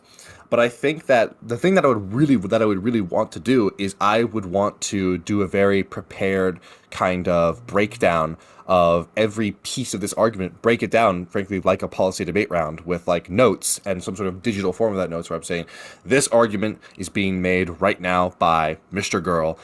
It serves this function as argument. This is why he's doing it. And then Brittany's coming in and trying to argue this and having some sort of visual aid for that. I don't know if you ever saw, there was this video that someone edited together. And I think Destiny ended up uploading it. And I remember Destiny talked about, I wish I could get this person as an editor because I love the way that they visually put this together because it made it very clear to everyone watching what I was seeing in the debate. And it was an argument that Destiny had with Hassan over the N word, where Destiny kept saying, is it okay to say the N word? And Hassan would say things like, well, I wouldn't say the N word. The classic, libertarian, like, well, personally, for my preferences, like, I'm asking, like, ought. And in this video, the person edited together basically, in a way that was made it really clear, where there would be put down this little like post-it note, I think, and it was like definitely like, is it okay to say the N-word? And then there would be a post note for Hassan that would come in and say, well, I wouldn't say it. And the post note would be like, no one asked, would you say it? They asked, is it okay in general to say it? And it's not literally that, but something to that effect is what I would really want to do. Is what I would want to have like a full like a map of the entire debate and argument. I would go step by step, and we'd look at the evolution and like zoom out at each step and see how this has affected it and go through there. But it's a lot of work, but it's something I really want to do. Most recently, I don't know if you caught the Brittany Simon versus Mr. Girl debate that happened. Destiny did a review of, and there was a lot of controversy in the community of Destiny seemingly citing or just agreeing with a lot of the things that Brittany Simon was saying in the argument, and a lot of the community was siding with Mr. Girl. And I was definitely on most of the community side and thinking that I thought that Mr. Girl was making much better points than Brittany, and Brittany was sort of, I don't want to say weaseling, but like not directly answering. Not to say that that's necessarily good or bad, or she was intentionally, or no, because it is bad. Not to say that she was necessarily intentionally doing that. It's really easy to get lost in conversations, I think. But that was something that I really had the desire to just sit down and do. But it's a lot of work, and I'm not even sure how to approach that visual aid in the first place. So it's, I guess it's almost like an outline of the debate, or almost like a flow chart, or Yeah. like a visual outline or something. That's an interesting idea. Yeah, I don't really know how much work that would be. But you know what? This is our show. We can do it how we, how we want, and if we decide Yeah. at some point that's worth it, then I'm willing to talk about um Hmm. putting something like that together. We could, I mean, maybe this is worth trying to do it at least once, and then we can just see how much work it is, and like if Hmm. if it turns out to be manageable, we can continue doing it. Or if it's too much work, we could also just try doing like a stripped down version of it, like just a one page outline or something. Hmm. Yeah, because I think that in order to effectively do this, I think you could totally stream the process, but I think the end product would be not the end product would not be the process of you making this, but you presenting it and walking people through it after you already the initial thing would be watching the argument, writing it down, probably watching it maybe multiple times, maybe like one or two times, and going over all of the pieces of the argument and mapping them out, and then the end product would be taking those notes and then just presenting it like commentary and guiding people through the notes alongside the video. You would the way I'd imagine it is you'd have the video in top left corner of the actual debate. You'd have like your camera in the top right corner, and then the actual main screen would be whatever this visual aid of note taking that you have is. And then you would be like zooming in and following along and see, oh, you can see here Brittany's making argument X. And you would zoom in on the notes. You can see this is attacking this part of Mr. Girl's argument. There'd be like a little arrow or something, and then going through on Mr. Girl responds with, and then just going through the video second by second along with the notes and pausing to demonstrate what they're saying, why they're saying, and what function it has in the argument. Yeah, that makes a lot of sense. And actually, I assume you and I are probably consuming a lot of the relevant content already. Like, I wonder, like, if we decide to do that in the future, it could even be worth just taking notes while watching the thing in the first place, and then that Hmm. it might turn out to be the case that it's actually really easy to put together an outline that way. I don't really know, but Yeah, you never know until you try. yeah. Um, so let's see. Do you think your experience with debates, like either the debate competitions or the or Twitch debates, do you think this has led to you understanding arguments better, being better informed, like changing your mind on things? Like how has it impacted you? It's definitely it's definitely helped me thinking quick on my feet. It's definitely like how like if we want to call it like critical thinking skills, or I kind of cringe at that term, but the point is like it's definitely like helped my mind like should be shaped in a certain way. When it comes to changing my opinions, it's really difficult because I'm never certain if any of the sort of watershed moments I have in changing my opinion is sort of a true change, or just the moment where something that I was sort of feeling like I sort of incorporate that into like my conscious understanding. I guess the analogy I would give is that like for example, I was moved left by destiny.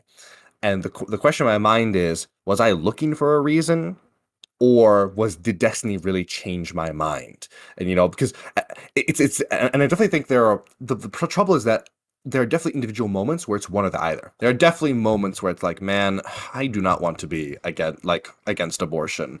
Like I do not enjoy being like the one person I know that is against abortion. Like and like seeking out some of these arguments and stuff. But on the other hand, there were like other times, like even in that abortion argument, where quite literally I thought, man, that's a really good point. I don't even want to believe this, but I think he really has changed my mind here.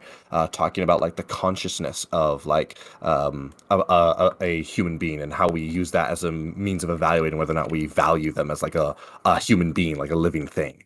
Um, so it's definitely played a part in changing my mind, but it's very much like a chicken and the egg scenario where I don't know if I can truly sort out like this is the moment where my brain changed the 1 to a 0 in is abortion bad variable.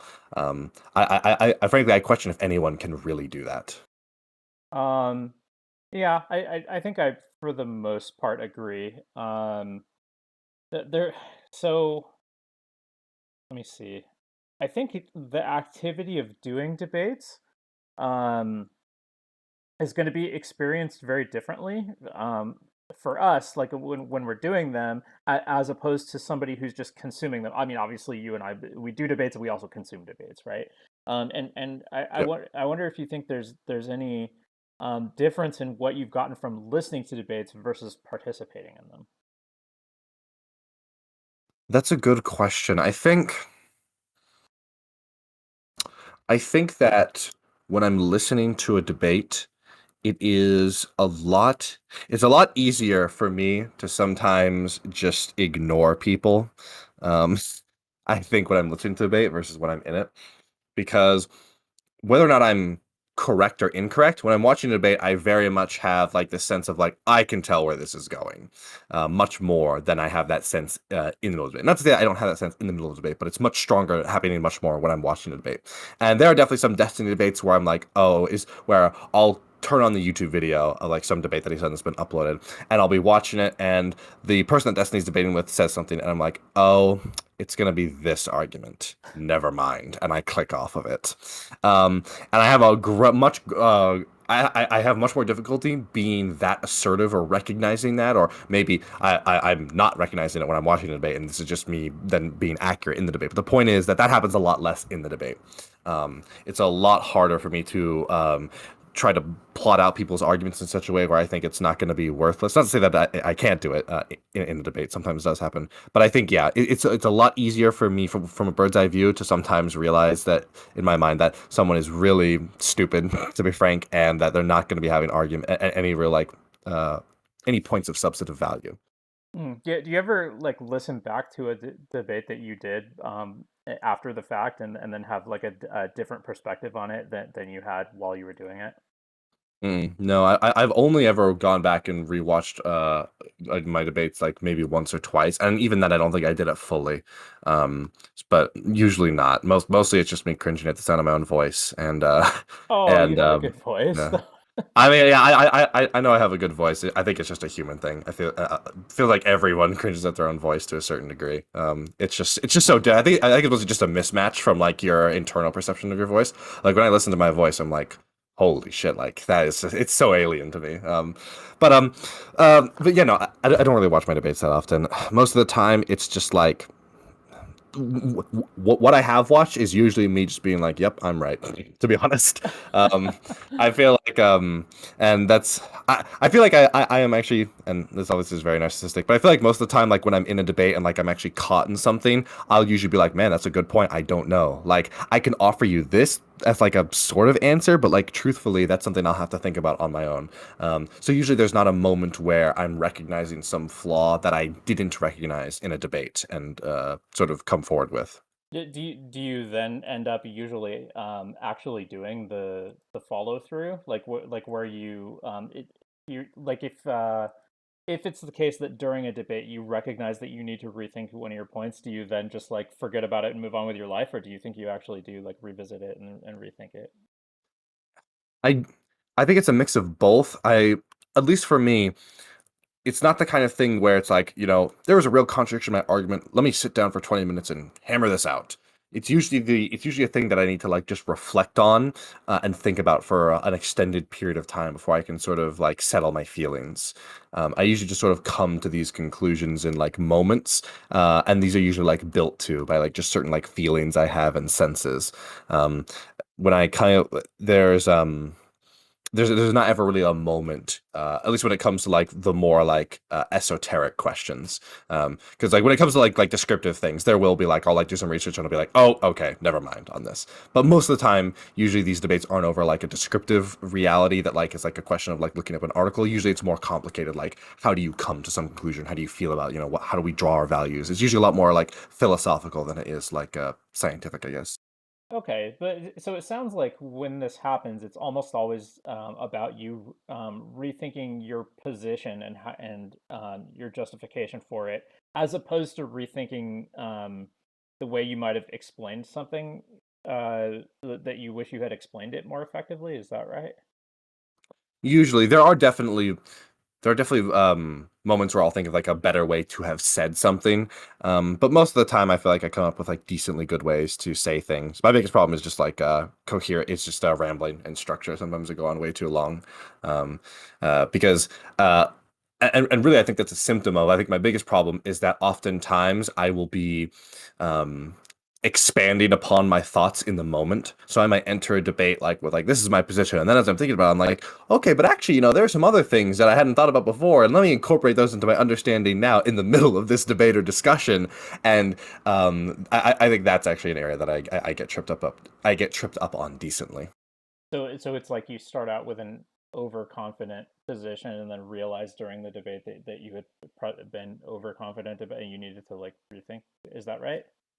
I wouldn't say it's a confidence thing as much as like there is like I wouldn't say like a changing of the position as much as not to say that I don't do that, but the thing that I'm describing here is that usually like I will not be changing my thoughts as much as expanding them in the moment. Like usually when I'm in the middle, a lot of times the most thought-provoking like things will come off the back of like going back and forth with someone and preemptively trying to think out all the ways that this argument could go, and I'll realize like they could be, and I'll think, what are the arguments they could make? And I'll think about something that I had never previously thought of on my own, and then think about what my answer to that is, and incorporate that, and then start like be adding like these extra caveats, and like I usually describe them. I'll usually say something like, I think the wrinkle I would add to this, or the way that I would the way that I would thread this needle as like a way to illustrate that like I'm talking about like a important and distinct alteration, but something that's not fundamentally different.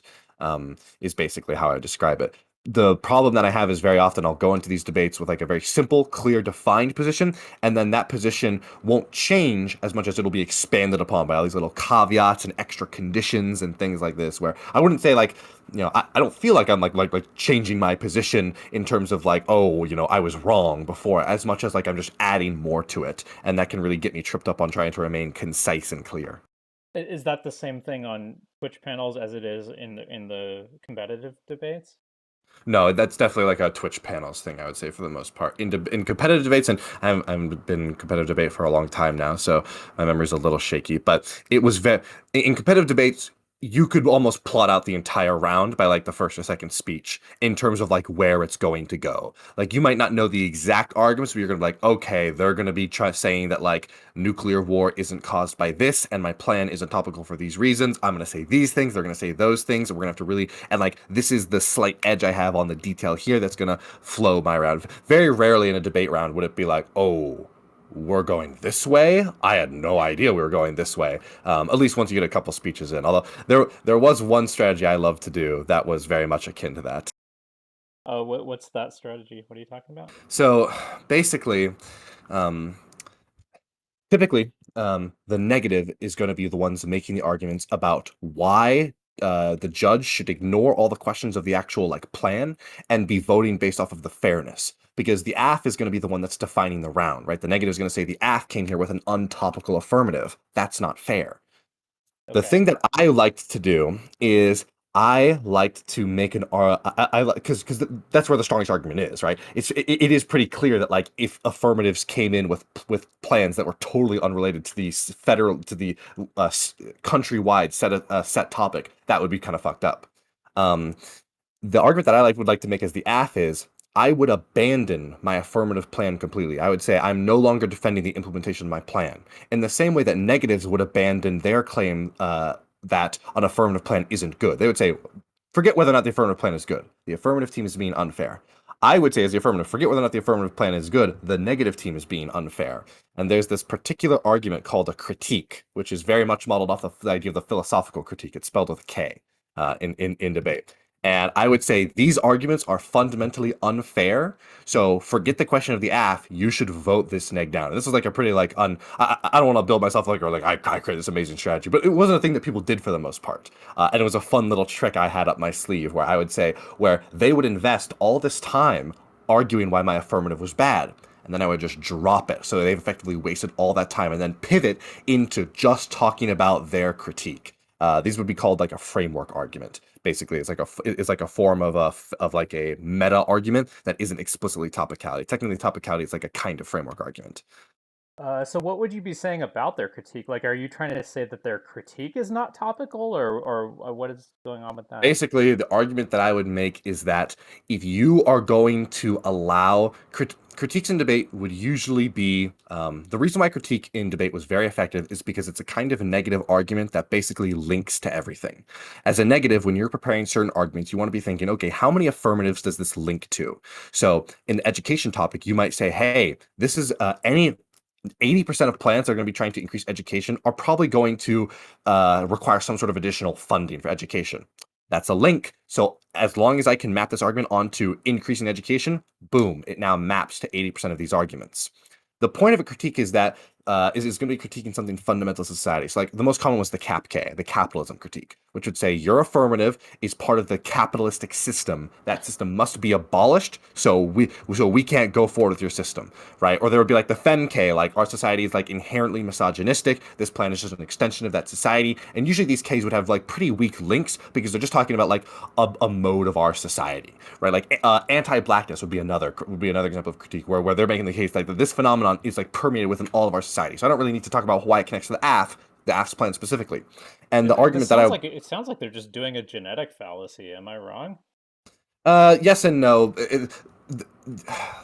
Critiques were very popular because of not necessarily because of how strong they were, not necessarily that they weren't strong, but because of how what a advantage you get in the prep department. Prep is just referring to all the work you do outside of the round. So you might say one team, here's two examples of a neg prep strategy. On the one hand, you can develop like 13 different DAs, disadvantages, that are saying here are 13 things that an app is going to have to do one of these things to be topical. It's going to have to be increasing educational outcomes. It's going to have to be increasing educational funding. And so as long as it's doing one of those things, that's our link to this event chain. So you might say increase educational funding. That's going to overbloat the stimulus. That's going to cause us to default. That's going to cause like the budget to crash like in Congress And then and we something have like that. nuclear war, Yeah. and Which is going to cause economic Armageddon. Economic Armageddon causes nuclear war. Classic link chain. As an example for a funny one, in the education topic, I made an argument that was essentially, you're going to increase educational outcomes.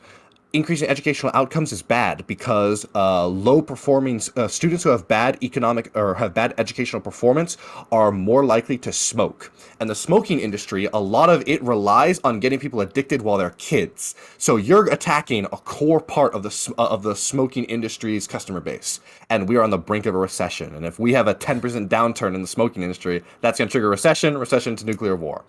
So the problem with this is that you have to do a lot of work. You have to be talking about specific. You have to do all these links. Versus with a critique, you can just be like, capitalism is bad, and like, to be fair, like these things are part of capitalism or are part of our society. And then you just have to get down to a question of like, okay, well, we might say capitalism has flaws, but like you can't hold my plan uniquely responsible. This would require us to not do anything and burn the system down. Like most of these cases, solution is like reject anything that is part of the capitalist system. Like they would be making arguments, all of our problems are because of our capitalist mindset. Until we get rid of our capitalist mindset, we'll never get rid of inequality or racism. Like they would be making the case that like the systemic systemic flaw that they're describing is a root cause to everything. It's because of anti-blackness that we have a bias against the poor and we have war and racism. Another one would be like the anthroche, which is like our idea of humans as being a superior life form to animals. Like that idea of like some life being more valuable to others, that is fundamental to all of our bad things. That's fundamental to war and poverty and all these horrible things. If we could view all life as being sacred and worthy of value, we wouldn't have any of these problems. So that's really where the big advantage of the K comes from. And my argument would be like, okay, this is bullshit. These Ks are such an advantage in the preparatory department that you should be voting them down. Forget whether or not my app is a good plan. If you vote for the negative, then you're going to be saying Ks are okay. If you vote them down and they learn like, oh my god, the semifinals of state was the neg got voted down because they ran a K. People are not going to want to run Ks as much, and the more that this happens, the more that will reinforce that, and we can get rid of Ks, which will eliminate the negative effect they have on the fairness of the competition because they're such an advantage to the neg. It sounds like they're also not very directly responding to the affirmative. Am I wrong about Yeah, that? yeah. That's the idea. That is why they're so good because you don't have to prepare for each affirmative. Because it is true that as the negative, you are at a huge disadvantage because the affirmative has to prepare their plan, and then the arguments are going to be about their plan. As the negative, you have to prepare for every plan. So it is true that the negative's at a big disadvantage. That's a part of the reason why the K is so popular. Is because it is really it is really good. Just like from a pure competitive standpoint, being able to it's almost like the negative version of the affirmative. The affirmative, every affirmative debate, you're going to be debating your plan. But as a negative, if you have a K that applies to every F, well then, hey, I know what I'm going to be debating every round on the neg side, which is something that isn't true for any other kind of negative argument. So it sounds like these critiques that they're presenting, it's like anti-capitalism, feminism, anti-black, and like some kind of vegan adjacent like anthropocentric worldview thing. And these Yeah, all sound like themes that you would find in like a leftist political space. And so this reminds me a little bit of a lot of the stuff that we're talking about on Twitch. And I remember you mentioned earlier how Twitch is like um relatively leftist, and therefore there's a kind of an absence of engagement with, or an absence of very substantive engagement with a lot of conservative opinion. And so like, do you think the same thing was true in competitive debates? Like, did they lean more so, leftist more so. more so? Because, oh yeah, 100%. Because the high school only true for policy debate. The high school policy debate space was basically just 6 months behind wherever the college debate space was, and the college debate space was incredibly left leaning because these were the debate clubs, the specifically the academic competition debate clubs in all these college universities being led by like philosophy professors or things like these. It was a very very left leaning space, way more so. Critiques were incredibly prevalent, and they often were about very leftist social issues. I mean, I did run a libertarian K once where I said, our conceptions of rulership and the idea that a state could enforce its will over people is a fundamental flaw. If it was, the Holocaust, all these things only come from the idea that we can subjugate our fellow man, and if any engagement with that idea is tautologically evil, and we must reject it absolutely. But I think I might have been like, I might be one of like 80 people that have ever made that argument in a round. So for the most part, they were all very left leaning arguments. So I wonder like Exclusive. so now I'm trying to imagine what would happen if you come into a debate and just make like a more conservative sounding argument. Like on the one hand, I can imagine that if this is a left leaning space, then it's probably got left leaning judges who probably aren't going to be very sympathetic to a conservative argument. But on the other hand, the conservative argument is going to be like kind of a shock to the meta. It's not going to be what they're expecting you to say, and so therefore you get all the advantages of having like a surprising argument too. I would say there's a lot more conservative arguments being made outside of the K space when we're talking about the back and forth of the actual policy of the affirmative plan. So people would read like John Bolton cards all the time about how no nuclear, like we need to be strong or else nuclear war is going to be happening.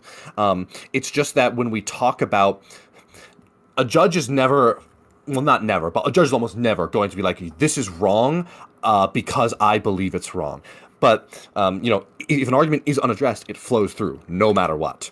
But a judge is going to be sympathetic to certain kinds of arguments, and you would ultimately tailor your arguments to them. If you know that a judge, one of my coaches who knew other judges would be like, oh, for this judge, you need to be making the case that this K is like ignoring the reality on the ground. Like what he specifically told me, you should tell the judge, you should, one of your speeches, say that these debaters are like George Bush flying over Katrina, not caring about black people. Like it's a nice talk about this K, but like at the end of the day, the thing that's going to help black people on the ground isn't you winning the anti-blackness K in this round. It's going to be like expanding our educational opportunities and putting more funding into black schools.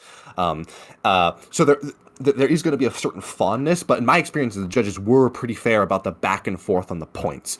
Most of the time, with the way that like the resources you have to allocate to specific points, there is going to be like a kind of sense that like, yeah, they did kind of win us out on this argument, just because there's so a lot of times it's not just a question of the argument you're making on a specific flow, but the art, how much time you're allocating to all these different flows and properly responding to the points that they're raising. That's why people talk so fast, is because it essentially gives you more resources to allocate to each different flow. And that's a real argument of trying to spread them out.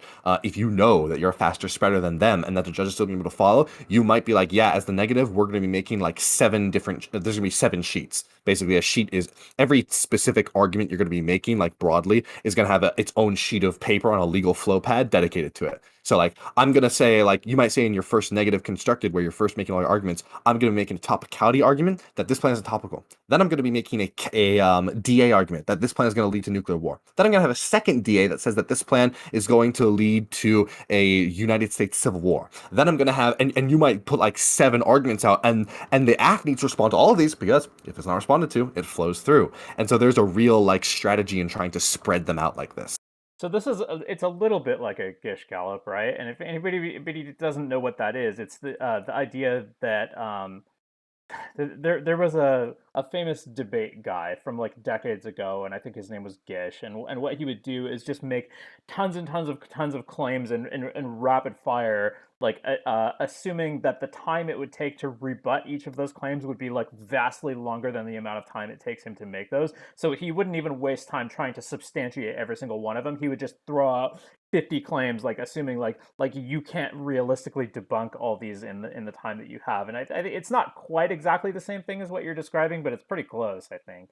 Yeah, it is very similar because again, I know it sounds bad, guys, but trust me, this debate forum was awesome. Okay, is that is that it's a question of time allocation, because if you truly are making weak arguments on all 7 of these different sheets that you're having, then theoretically the app should be able to pretty quickly go down the line and be like, this is wrong for this reason, this is wrong for this reason, this is wrong for this reason, etc., etc. The difficulty where it comes in is trying to in the moment realize, oh my god, they're going to be making 7 sheets worth of arguments. I need to write down the notes on these, analyze which are their strongest, which are their weakest, and then accordingly respond. And in order to respond, I need to get the evidence off of my laptop, look through the thousands of cards I have in my different files, get the right ones, paste them into a Word document, format it all, make sure I haven't done anything, and then go do my speech. And that is where the real skill comes in. Um, so the thing you were saying earlier about critiques, about why they're as effective as they are, it's like I guess they're but they're broadly applicable, relatively easy to use. They give you an advantage on how much preparation you have to do to use them, and so like okay, they've got all these advantages as a form of debate. And then when I compare that to like the type of stuff that people do on Twitch, it seems I wonder if those same advantages have anything to do with why similar arguments are so prevalent on Twitch, right? Because there are people that just go on Twitch and just blame everything on capitalism, right? And it's Hmm. like I wonder if they're just doing that exact same strategy where they realize that they can make a superficially effective argument without having to like know anything, right? Yeah, I think there's a lot of truth to the idea that it's not just it's not so much it being effective in a debate as much as it's like really like not I don't want to say comforting, but like very like it feels very good in like an intellectual way to be like, oh, I've figured out all the problems. They all relate like to this. It's like, oh, I've solved it, right? The uncertainty that I think comes with a more nuanced worldview is something that doesn't feel reassuring at first. And it very much feels like you are coming to the right solution when you can trace everything back to one problem. It feels like, oh, like I'm seeing a pattern here. Like I'm almost being scientific. I can see the same pattern everywhere. And that is actually evidence of the fact that this is like a real phenomena. When in fact, I mean, I think it's the opposite. But yeah, I think there is this real phenomenon of people wanting to blame everything on one problem because it makes it a really easy solution. It's easy talking points. It feels like right, like when you can like do this grand conspiracy. But then I think secondarily, there's also this phenomena of people want to be known as like the X person, like oh, I'm the anti-capitalism person, or I'm the the neoliberal person, and they always want to like relate a topic. And sometimes you can see people pretty uh generating like a really weak like link chain back like, oh, this prime topic is about like trans rights. Well, let me tell you why this is actually about the material conditions of the lower classes and why poor trans people can't transition and stuff like that, and it's actually all about capitalism. I think there's also a phenomenon of that, of people as a people always want to be able to say their certain thing on a Twitch panel because it's like something they're very good and reliable at, rather than having to like go into new unexplored ground and like potentially like make mistakes. Yeah, I think it genuinely is pretty effective too, though, because people can buy into your argument more easily if they can understand it more easily. And if you just have a central theme that you're just constantly hammering home, then it's just like pretty easy for people to follow what you're saying, much Yep. more so than it is with an argument that is really like more correct and more nuanced, but like at first glance it just seems to be all over the place and harder to follow. Yeah, something I always say to myself is that the world is very boring and very complicated, but people want it to be very interesting and very simple. And someone's solution is both very interesting and very simple, like that doesn't mean it's automatically wrong, but like that's always like a red flag I have in my mind for like, okay, this is probably going to be bullshit because on balance, the world is very complicated and just horribly boring. That might actually be a decent segue to talk about the Roe versus Wade thing, right? Yeah, Um, so yeah, we've got some news about that a couple days ago, where there was a leaked document um, of a first draft of what's supposed to be a forthcoming Supreme Court decision, where a majority of the Supreme Court justices were very critical of the Roe versus Wade and what is the other one, like Casey something, one of these other. yeah. I want to say Casey versus Anthony. Yeah, essentially like overturning these decisions which have over the last several decades prevented states from enacting severe restrictions against abortion. And so that's the latest news.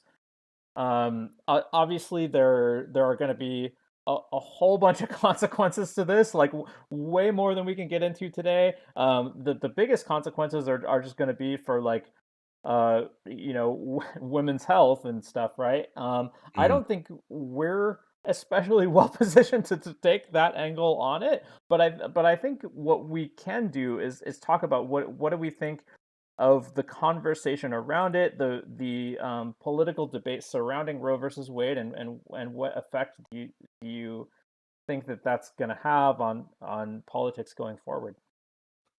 Yeah, I, I think we're pretty well positioned to talk about it, to be honest. I think the trouble is that you're absolutely right that it just hits different when you're someone that is directly affected by something, and that people often lack a certain perspective when they don't have a personal engagement with it.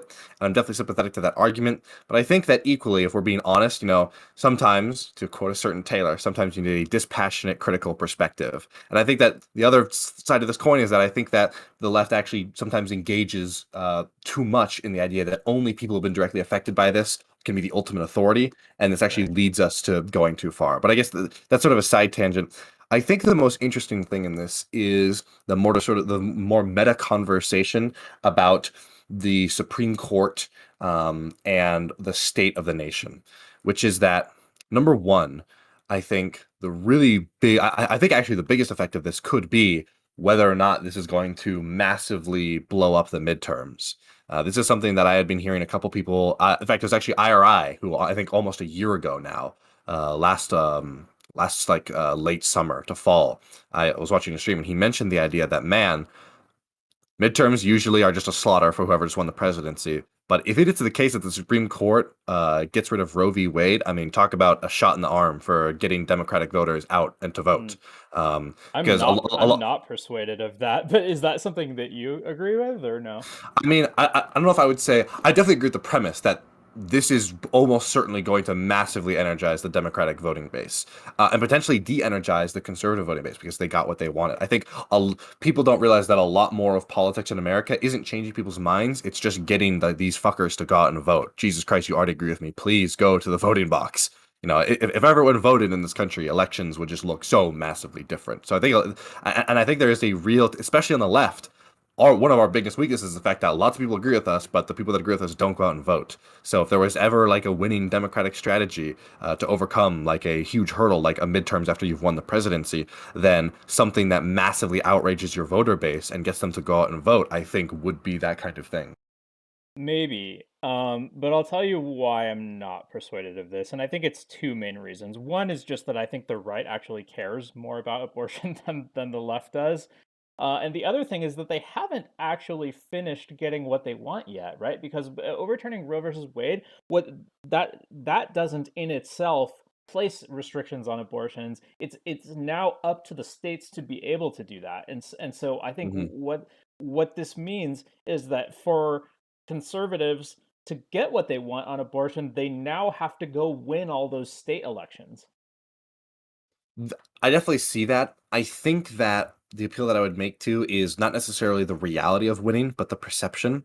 I think there are a lot of conservatives who are going to be like, "Oh, Roe versus Wade repealed, we've won," and a lot of these, I think, state governments are probably already going to be Republican. Whereas I think part of the reason why left-leaning people have not cared about abortion is because we've won, right? Abortion has been the law of the land for almost like 50 years now with Roe versus Wade. I think over actually, um, and a reversal of that, I think, could represent like a significant then shift of like people now realizing like, oh, we need to go out and like vote for this. I think it's like a similar thing of like Obamacare, where where people care about it to the degree to people which care about it is going to be defined by sort of whether or not it's on the docket. And when you saw sort of the opposite, when Obamacare was really on the docket, a lot of Republican voters and senators were getting a little antsy about like actually repealing this thing. Now that the material reality of like actually getting rid of Obamacare was like a real thing. It's one thing to say, oh, I'm against Obamacare. It's another thing to actually vote against it and then have to go back and explain, okay, I know you guys like the Affordable Care Act and don't like Obamacare, but these are actually the same thing. And I have now gotten rid of the Affordable Care Act that you guys liked. It's not 100% analogous, but I just think that I would certainly be surprised if there was not a massive uptick in people who are talking about abortion as being one of their top issues on the left now that, or if it goes through and abortion becomes banned in a lot of states. Okay, so I could imagine that being true in those states after they succeed at passing those abortion laws, right? But I think the situation right now is probably that a bunch of blue states are just going to pass a bunch of really permissive laws that more or less maintain the status quo. You will have legal abortion in blue Hmm. states. It and so therefore, like people in blue states don't, regardless of which side they're on, really don't have very much of a reason to get energized over this issue because nothing's going to actually happen that affects their home state. But I Hmm. think it in red states and purple states, I would imagine that both the left and the right would become energized over the prospect that new abortion restrictions are going to be happening, and not only whether they're going to be happening, but which ones are going to happen and which ones won't, and like exactly how far are they going to go with it, and because obviously like there's disagreement within the pro-life movement about exactly Yeah. how restrictive they should be.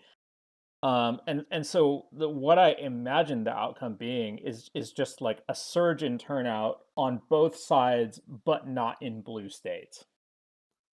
Yeah, I guess I definitely agree that the surge would be less in blue states, but I just think that, you know, nothing gets you moving like a kick in the pants. And I think there were going to be a lot of voters in, especially in these edge areas like Georgia, for or not literally Georgia, because I don't think either. Or no, actually, I think Warnock is actually up for re-election in 2022.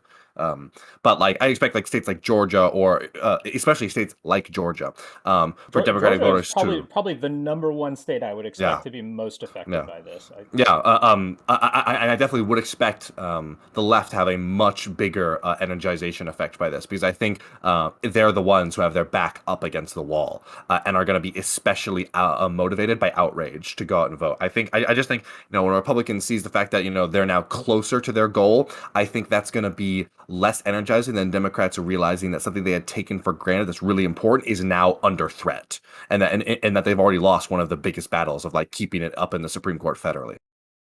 Oh man, it's such frustrating news for me because back in 2016, I spent like the whole year telling Bernie Bros that that they should vote for Hillary Yeah. because of the Supreme Court, and they were not hearing it. So I don't know. Yeah, I mean, there's been a lot of I can't pronounce it. The German word Schadenfreude. Oh, Schadenfreude.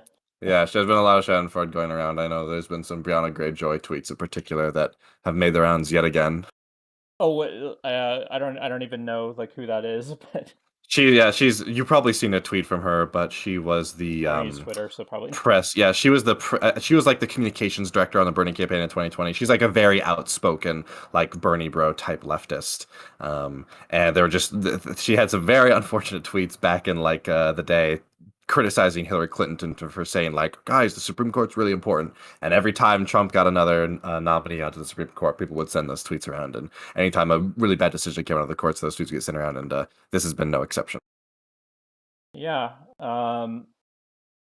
So I think the most interesting point to me that you brought up was the idea that the maybe the part of the reason that the right cares more about abortion is because they've perceived themselves to be on the losing side of that issue, fighting against the power for the last several decades. And if that situation reverses, then you might see an upsurge in interest in the issue on the left. Yeah, I just think it's the case that when you look at it from the Republican perspective, the status quo is like babies being murdered, which is very motivating. Whereas on the Democratic side, the status quo is that, reproductive rights are secure, but Republicans don't want it that way. And I just think that going from, these people want to take our rights away versus like our rights are being taken away, like that's a big turnout. I think actually I should have thought of this earlier, but it's very similar to how voter suppression laws actually usually boost turnout, because when you tell people, hey, they don't want you to vote, they're actually coming for your rights, that actually really motivates them. And that's actually a big factor in muddying the data as to whether or not voter suppression is really effective, because it's hard for us to judge whether or not the increase in turnout is overcoming the voter suppression, or if the voter suppression just isn't effective, and it's just the fact that telling people that, hey, they're trying to prevent you from vote makes them go out and vote more, and that these barriers really aren't preventing voting in the first place. That makes me think that I mean, I don't have like data to support this, but my guess would Yeah, I be mean, that it's like a case by case basis, right? That different voter suppression laws are going to be effective to different degrees, and different mm-hmm, public information campaigns telling people about the voter suppression laws are going to be effective to different degrees, and therefore you've got these two varying effects competing against each other, and sometimes one's going to win and sometimes the other. That mm-hmm. would be my first guess. Yeah, it's definitely muddy. But I just think it's I think the most interesting thing is, because so much of our policies is determined by getting people motivated to vote, it adds all these really weird warping effects to actions that we otherwise wouldn't think would change it, right? You wouldn't think that, abortion change, because, no one's getting their mind changed by the Supreme Court changing this law. It's just going to be the fact that some people, I think, are going to get demotivated. Other people are going to get really, really motivated. And it's also then just tied up in the fact that, the Supreme Court, the dysfunction of our government is all piling down its pressure and weight onto the Supreme Court, where we can't get things done by the legislature, so we're doing executive actions, and then executive actions just get overturned, so then by the next president. So now we're looking at the Supreme Court in a way that we really were never supposed to be. And with all this pressure, it's starting to expose all these other flaws about the Supreme Court, where it's like, maybe, just the randomness of death and retirement shouldn't be how we determine our Supreme Court justices. This idea that it's just random, and also has this really frankly disgusting side effect where like people are like hoping for the deaths of the judges appointed by their political enemies and things like that. So do you think like what Um, if they just had like 20-year terms or something like that? And then we could like most of the time predict whether the next president is going to get to appoint Yeah, it should justices. probably just be the case that it's set up in such a manner that every president gets to appoint one. I think it probably should just be the case that every president gets to appoint the same amount, or it's like every other president. But it should just be, I think, a mathematical stable thing. Um, the problem is that ultimately that is probably then going to fall to prey to the same problems that the rest of our government has fallen to, which is that, man, people really do not agree in this country. The reason Congress is gridlocked is because the people are gridlocked. And if we can't come to a resolution of that, it's almost like this is like a gasket valve to like let out the steam, which is burning our faces, but isn't causing the boiler to explode. Where now you have these like this sloppy, uneven, distribution of Supreme Court appointments, which is ultimately going to be unfair to one side or the other. But at least that means that one side gets something done and something happens instead of the Supreme Court becoming just as gridlocked as every other institution. Would you want a two-term president to be able to appoint two justices or only one? I really don't. One versus two, I really don't know. The advantages or disadvantages of those differences. To be honest, it's something I need to think about more. And I want to go like talk to someone who's actually legally educated. I just think my central thing is it really probably should not be random and based off of like death and retirement because it introduces all these weird, things where like now a justice is thinking, should I retire under a president who's going to appoint someone a successor to me that's better, and people egging on the deaths of justices, all those really disgusting things in my mind. The retirement thing, I think, would still be the case even if they didn't have lifetime appointments, right? Because if they had like a 20-year term, but then they worry that the term is going, it might expire under a president who's going to be less favorable to their political views, they still Hmm. might want to retire Yeah, early. you could still have some of that problem, but I think it would really cut down on it. It could be the case that like occasionally like a justice like steps down or retires or dies unexpectedly, and then that causes it.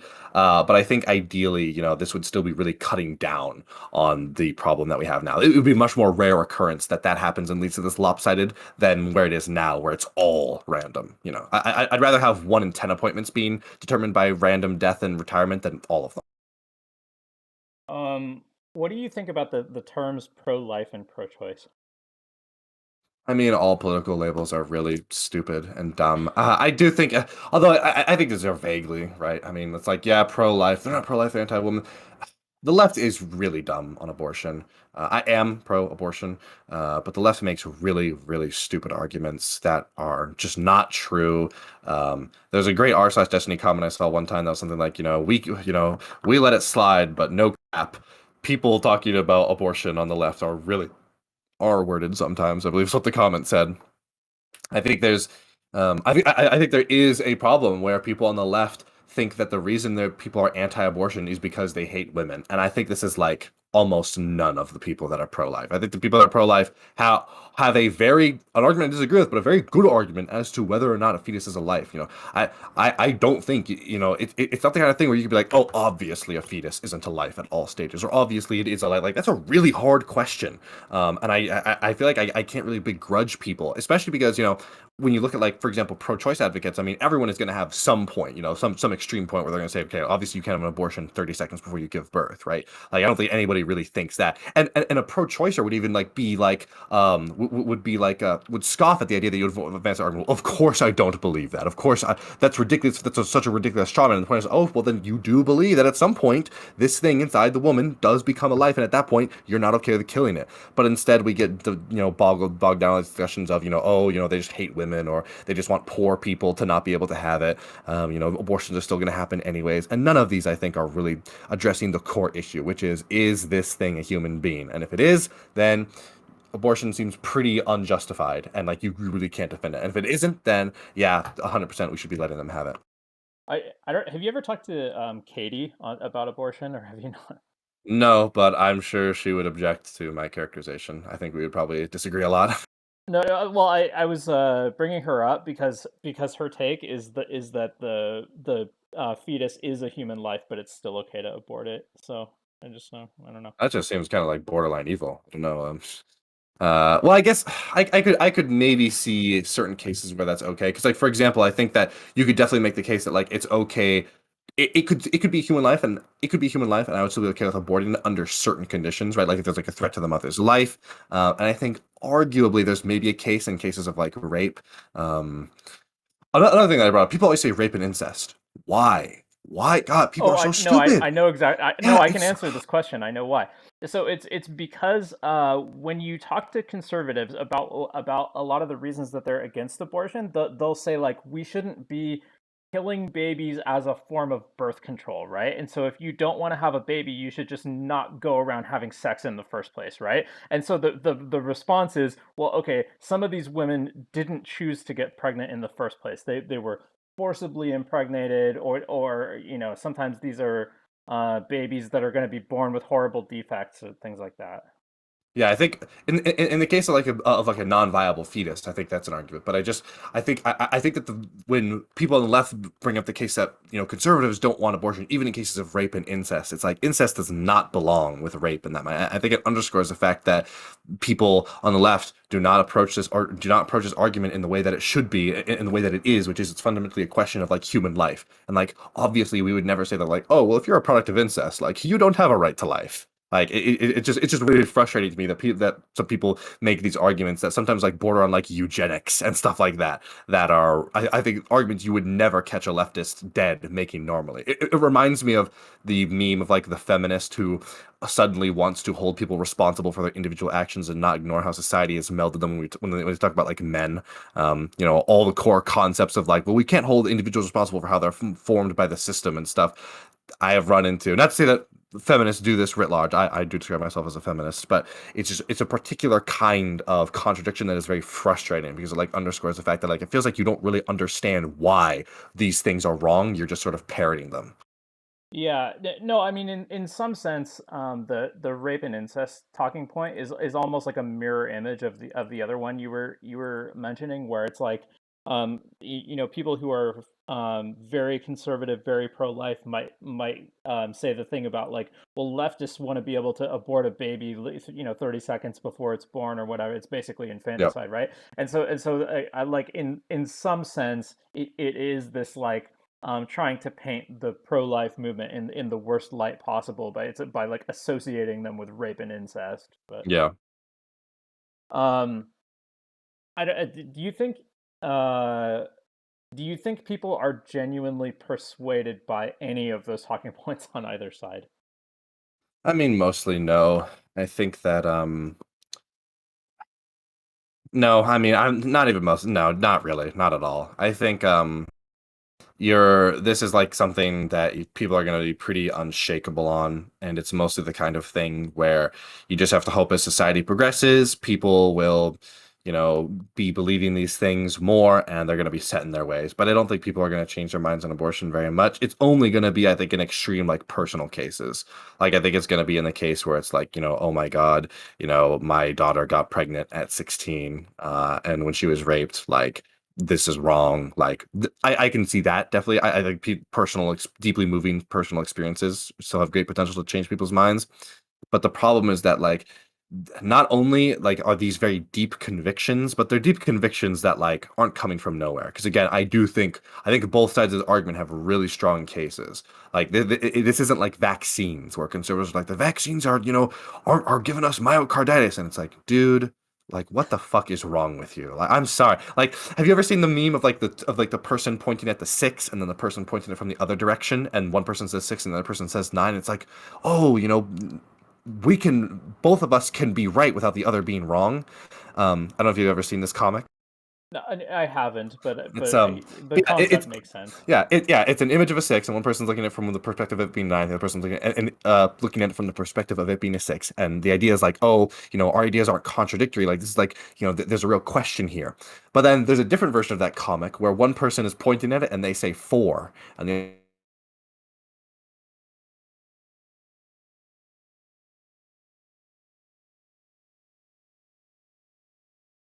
Oh, hello, you there? Can you hear yep, me? I'm here. Oh, sorry, I accidentally like misclicked something and jumped That's out. okay. This Anyways, yeah, but basically, there's an alternate version of that comic where instead of one person looking at the six and saying six, and one person looking at the six and saying it's a nine because looking upside down, one person looks at the six and says four, and the other Mhm. person says you're a dumbass. And that's kind of how I feel about a lot of arguments where it's like, man, I do think there are a lot of good insights from like the conservative right wing philosophy. Like I don't think I'm not a conservative and right winger, but it's like, man, I wish you guys were making these instead of like Biden stole the election, Obama was born in Kenya, vaccines give you autism. Like, man, I really wish the sane arguments on the right would prevail. But I think this is one of the like ones that's on the abortion thing. Do you wish they would focus more on abortion than on those other well, issues? well, not it's not that I wish that they would focus on abortion more than other issues. I just wish the right wingers were making as good of arguments on other issues as they are on abortion. Because I disagree with right wingers on abortion, but I think the case that a fetus is a human life, that's like a million times stronger than the case that Biden stole the election or vaccines give you autism, right? Like I think this is a really hard question. I would never look at someone who thinks that oh fetuses are life and be like you're a dumbass. But if I'm sorry, if you think Biden stole the election, like I'm sorry, like there's only so many like pieces of like dumbassery I can like tolerate before I'm just gonna like say like you're really stupid. I mean, Um, I think the difference, the biggest difference that I see between those is that if you think Biden stole the election, or if you think vaccines give autism, at some point your belief in that has to come down to because the media told me so, and mhm. like you have to be taking somebody's word for it at some point in your chain of logic there. And I don't think that's necessarily the case with the abortion thing. Mhm. That's definitely, I think that's definitely a difference. But I guess the appeal that I would make is I think there are descriptive claims that conservatives can make that are like a lot stronger than the ones they do make. Like, and I think there are other philosophical claims conservatives could make that are a lot weaker. Like if conservatives were saying like, and not to say that conservatives are doing this anymore, right? But like if you went back like 100 years and like not even necessarily conservatives, but a certain group of people in the country are saying like, yeah, black people are subhuman. Like philosophically, I don't value them. It's like that's a lot less defendable, I think, than the abortion position. And then equally, I think that like if conservatives are like, hey, just throwing money at education doesn't actually work. There's a lot of studies that show you need to we don't just need to be throwing more money at these social programs. We need to be reforming them and changing how they operate in certain ways. It's like, oh, that's a really good argument. But instead it's just like infrastructure is a communist buzzword. And it's like, oh wow, Jesus Christ, like kill me. The funny thing is, it's like if they try to make that critique of education, where it's just like throwing more money at it doesn't work. I like as soon as I hear that, I suspect that they're using it as cover for trying to privatize education and just make Yeah, well, yeah, that homeschooling and like yeah, that's the other thing. Sometimes the policy solutions don't follow like the conclusions. They'll be like, government's wasteful. Oh, that's true. We should curtail the way. We should get rid of the government. It's like what? Hello? Um, I think it's why. I think like blue dog type Obama neoliberal, more centrist Democrat positions are some of the strongest in the country because it becomes really hard to put together a voter coalition that wants to get rid of Medicare or Medicaid or the Affordable Care Act. Man, if Democrats could just recapture that, if we could just get leftists, this is why Obama was perfect because Obama was actually like decently conservative, for a Democrat, but he was the first black president. So all the like white college liberals were like, "Oh my God, he's the most progressive person ever," and they really fooled themselves into this. And it was a perfect candidate. We just if we could just fool the crazies, the demotivated voters on the left to be willing to compromise, we would be unstoppable. I think the Democratic Party would be. The Republican Party just it doesn't have the votes, I think, to win on a lot of these like meat and potato substantive policy issues anymore. And they're increasingly becoming the only thing that unites them is like a couple issues like gun rights and abortion, and then mostly culture war things. I don't think it's a coincidence that the only thing Trump passed was tax cuts. Or that all these conservative pundits are mostly talking about culture war issues because if they start talking about specific versions, they start losing some of their audience. Like Ben Shapiro starts like arguing with like the own people at the Daily Wire, like, no guys, the election wasn't stolen, or no guys, like Obamacare, like, or well, not Obamacare, because Ben is kind of stupid on Obama. But the point is that I'm trying to make is that I think there is a real weakness on the conservative side of having lost a lot of the policies that are outside of the culture war. And if Democrats could just, I think David Shore is basically on the money. If Democrats should just, be like, throw them a couple bones on the social issues, which is like really shitty. I won't deny, we could just run over the Republican Party in a heartbeat. the gun thing I think is really interesting because I think um it seems to me like conservatives could have like a lot of pretty decent arguments on gun rights, and you do hear those sometimes, but then sometimes it's just like this insane stuff where it's like it's either insane or it's just like like in what it doesn't comport with their policy prescriptions Incoherent. on the issue. So like you'll there. I remember there was a couple of times where there would be like a mass shooting during the Trump presidency, and then Trump's response was like, "This isn't a gun issue. This is a mental health issue." And I heard that, I'm like, okay, that could be an interesting point if you were trying to do anything Yep. about mental health, but you're Yep. fucking not.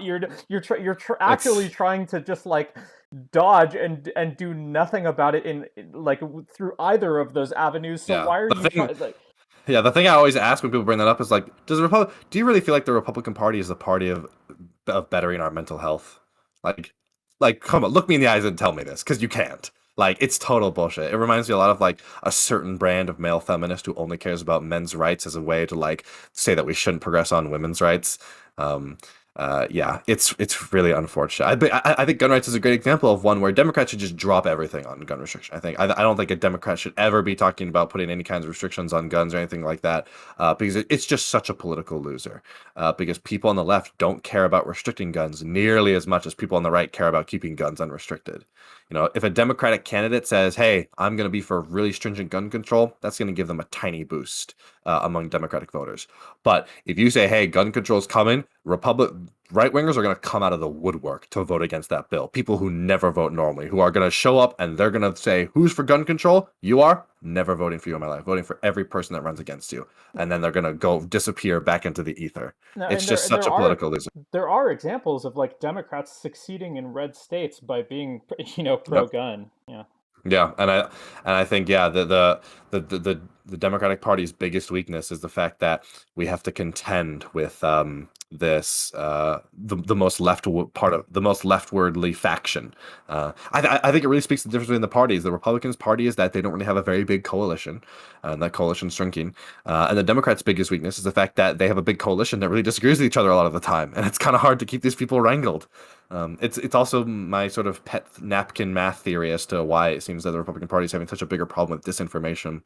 It feels like disinformation sort of spreads along social circles, and Republicans are made up of less social circles, but they're bigger. So if you nail evangelicals and rural people with a conspiracy theory, you've just gotten like half of the Republican Party, maybe more. But if you want to get half of the Democratic Party with conspiracy theories with the same conspiracy theory, you need to get like college kids, like suburban moms, you need to get like evangelical black people. And so as a result, all these different social groups on the left have their own conspiracy theories, but none of them are united. So ultimately, those don't manifest in policy. No, that's true, and even like the kind of cult of personality around Trump, like of course this doesn't even encompass all Republicans, but it's a very big chunk of them, probably a majority. I mean, I suppose his core base of support is probably 30% of Republicans, but like 80-90% are pro-Trump, right? And there just is no equivalent of that on the left. I mean, the closest Yep. thing we've got is Barack Obama, who's broadly popular on the left, but there's you can't unite people around Obama in quite the same way to affect misinformation as you could around Trump. Like even if Yep. Obama himself were going around pushing some particular like misinformation narrative, I think the result of that would just be bickering back and forth on the left about hmm whether or not we should go along with him. And there just isn't very much of that on the Yeah. right. Like Trump can get away with almost anything, and saying almost anything anyways, and you will have a little bit of dissent, and then the other 90% of Republicans will just disown Mitt Romney for not for not going Yeah. along. You know, It's yeah, although man, God bless Mitt Romney and those Mormons, because they get credit. Mormons get credit as one of the only religious groups on the right who actually were we don't like Trump, we didn't support him in the primary, but we do think he's better for our interests, Whereas all these other even people make those arguments with other evangelicals, but then those evangelicals will pull highly on like Trump. Donald Trump is a very moral person or is very smart and all these other things. it's Whereas with Mormons still astonishing find to me Trump, that anyone could yeah, think it's that. it's just I think it just Donald Trump was great at appealing to a certain kind of contradiction that a lot of people hold. Um, just earlier on your point with Obama, I think it's another one of Obama's great strengths was the fact that Obama was like kind of like transracial in a certain sense, where he could very much appeal to a very like genuine like black experience to black voters, but then could simultaneously be a very different kind of like what some people would say, and I don't know where I would fall on this, but like I don't know if you've ever heard the idea of like almost like the like tokenized idea of blackness, like how like certain like black representation will be like these very like light-skinned black people like Disney shows of the 2000s often had this problem where like the only kind of black person you'd ever see was like a very like light-skinned black person with like straightened hair and things like Well, this.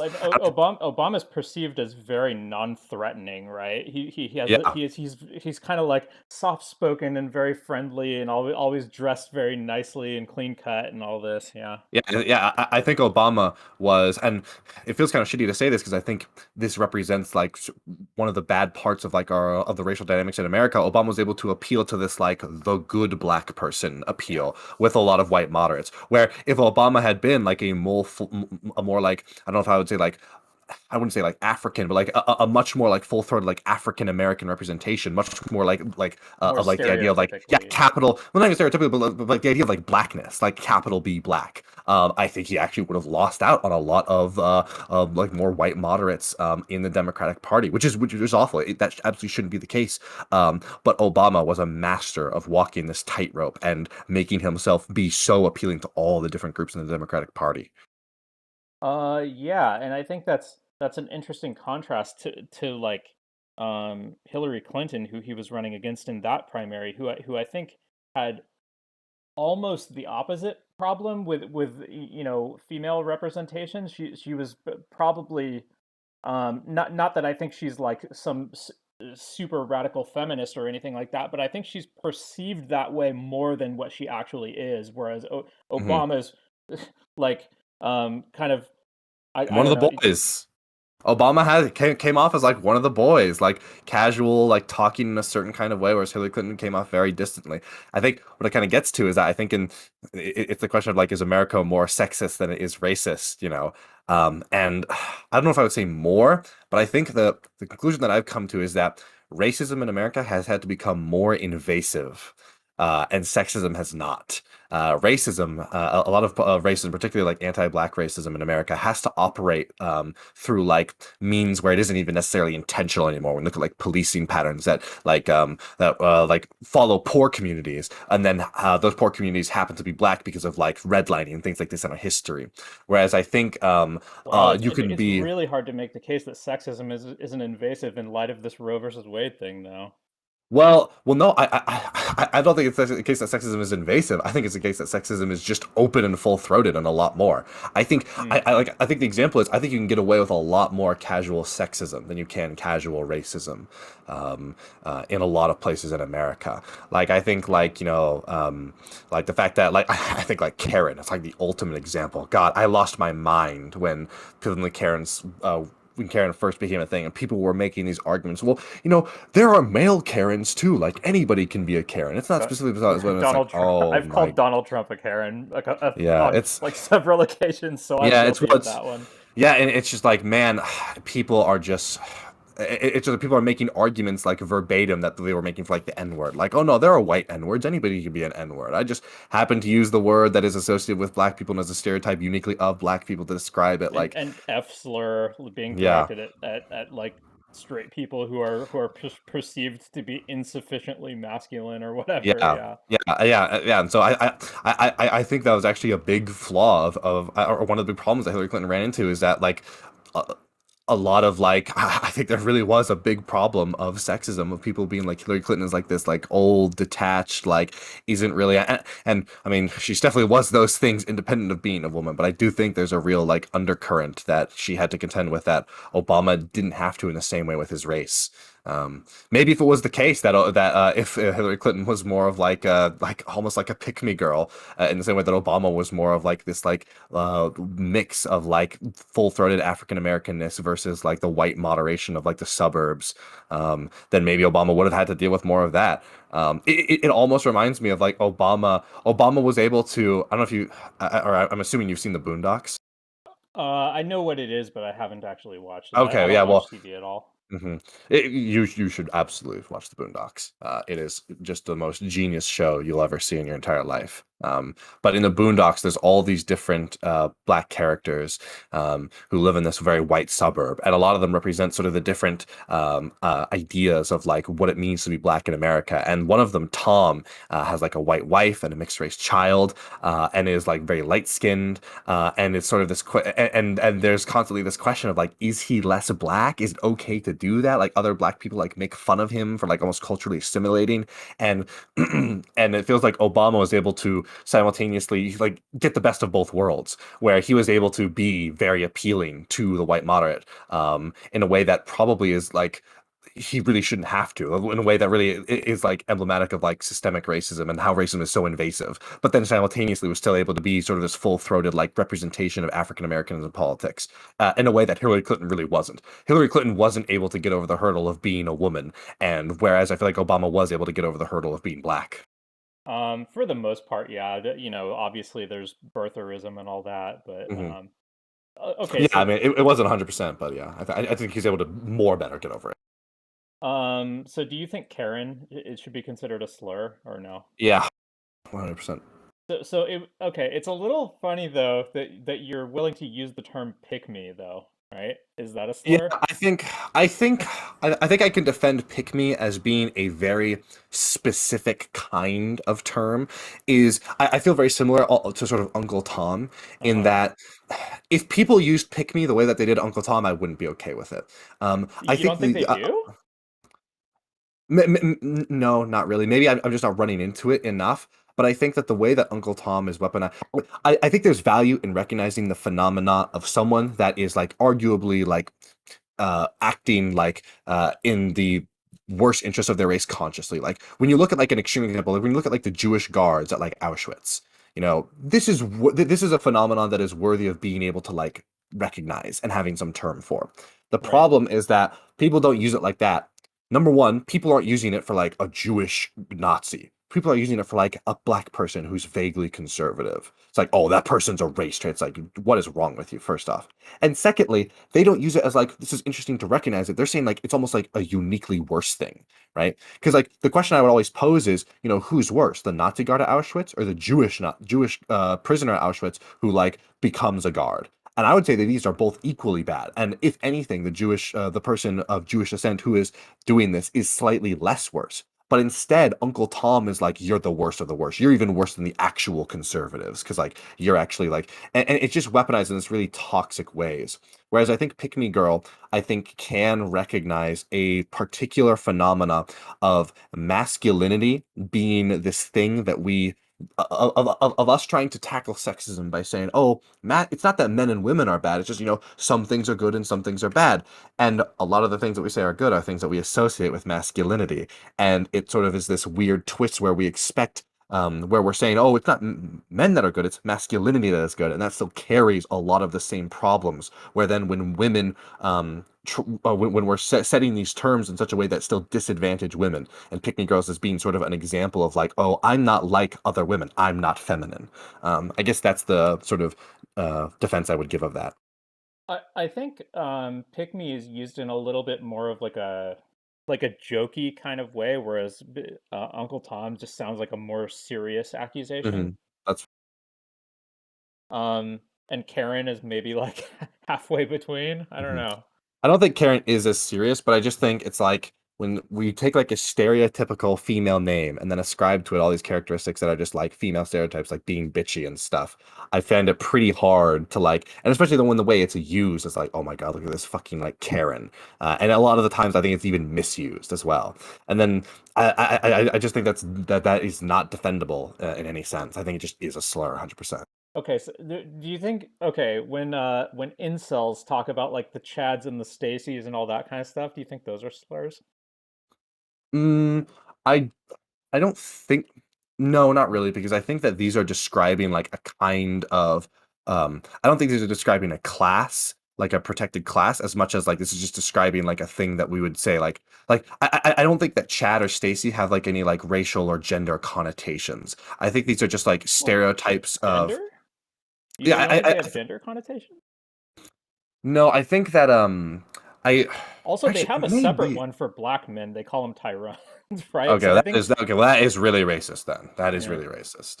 And if Chad is drawn up in that, it's not that Chad and Stacey don't follow along gender lines. I would say, but I think that Chad and Stacey are much more just describing a kind of I don't know. Maybe I actually would because actually, yeah, no, because I definitely think I would with Stacy because the idea of a Stacy is kind of like a dumb like bimbo like doesn't really think, just wants like a big hot strong man. So I think I actually might. I think to be honest, actually, I think Stacy might be and Chad might not, just because I think that when they're talking about Chad, they're being a lot less sexist because they're talking about men and they're having a much more nuanced like conversation about like what is it to be a Chad and like what does this mean, like is a Chad always just like a meathead or is it like a Sigma who like asserts himself. I think incels have a much more nuanced view of masculinity, which means that their terms to describe it might not fall into like these like broad like painting with a broad brush such that I would call it a slur. But I don't, but honestly I don't know, that's a really hard one. I think in the original like incel usage of those terms, I think they were trying to use Chad as a slur, and maybe in those Yeah. communities it really does come across that way. But because of the way that that fits into our larger society, it's just very hard to take it seriously as a slur, and so now we have people using Chad as like a compliment or Yeah, I definitely would agree there. But in like OG incel communities, I don't know if they still do it to this day, but like Chad was definitely used as this derogatory, like jock meathead almost type. right. And well, in some ways they were considering it like that's almost like the archetypal enemy of the incel community. Hmm. It's Yeah.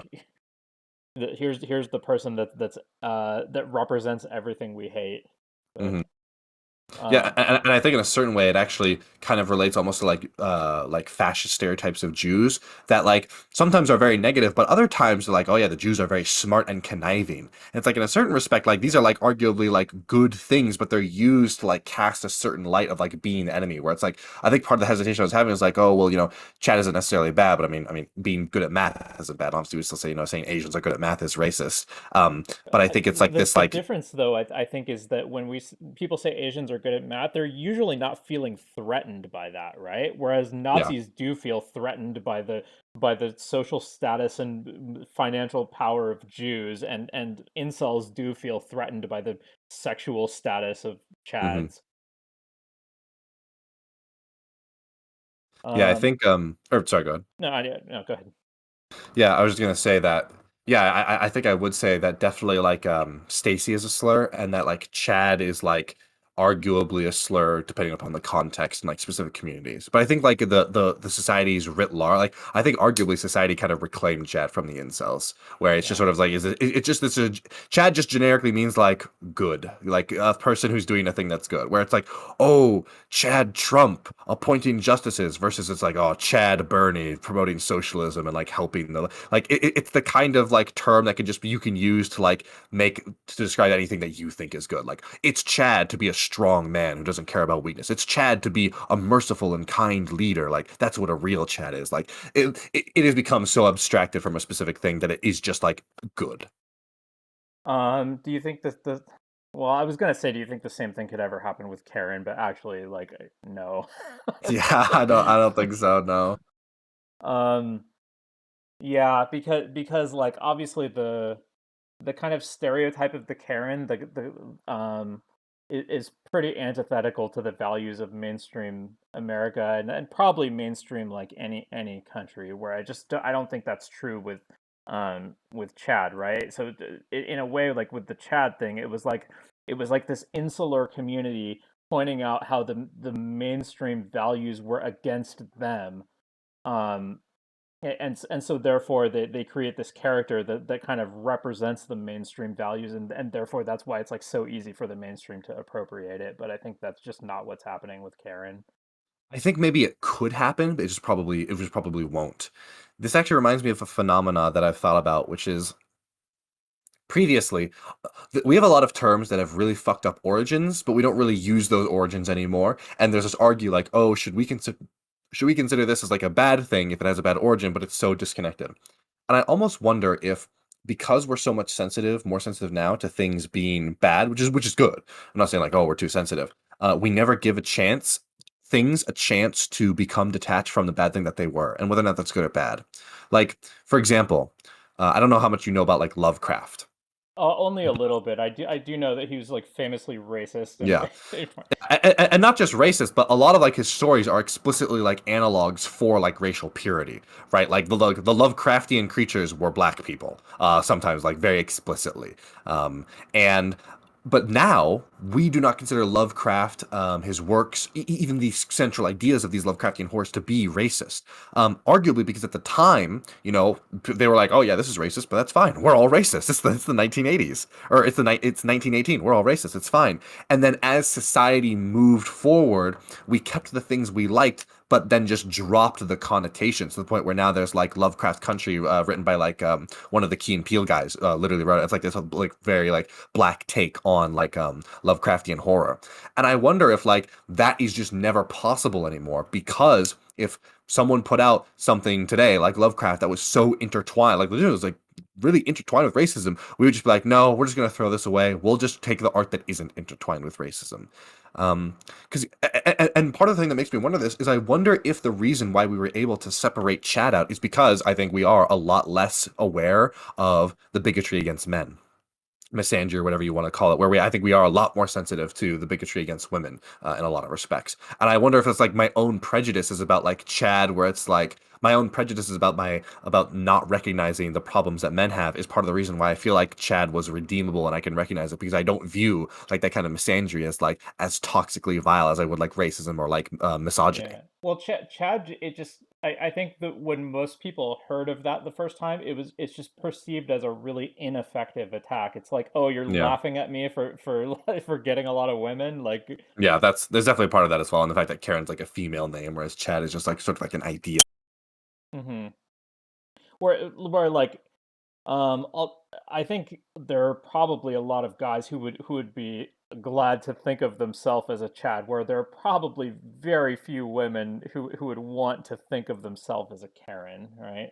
So Yeah, in a way, like these things are slurs, in part because of their ability to like undermine somebody's self perception, if that makes any sense. Although I'm not sure yeah, that's necessarily true with like the N word, for example, because I'm sure there are quite a lot of black people who who would think of themselves, but yeah.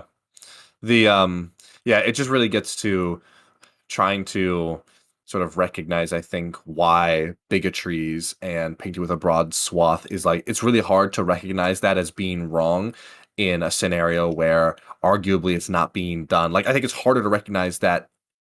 It's a lot easier to recognize, all black people are criminals. It's a lot easier to recognize that as being bad than it is to recognize all Asians are good at math as being bad.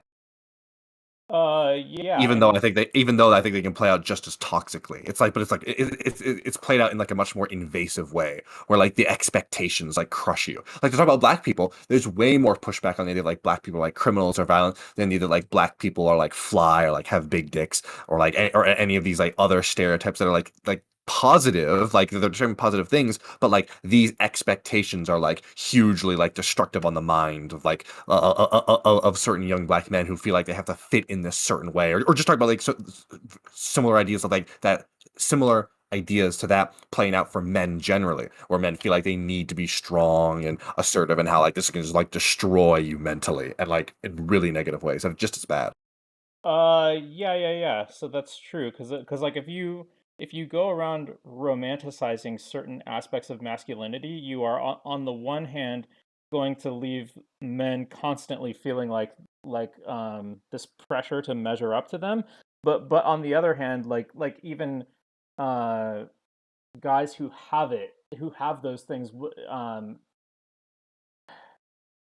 in some ways, like I wonder, like if you were to perceive yourself as living up really well to society's masculine standards, you might then think of yourself as like, oh, is this really worth it? Is it like, are these standards even making sense, or am I wasting my life trying to live up to cultural standards that I shouldn't be worrying about, or like I don't know. Yeah, it's it's really hard because you don't want to, because the reason why it's really hard is because unlike like a negative stereotype, a positive stereotype, you don't want to you want to get rid of the stereotype, but not like the idea of that thing in itself, right? Like when we talk about like men being assertive, the answer is not like, oh, we shouldn't just be assertive, but like you shouldn't feel this expectation to be assertive just because you're a man.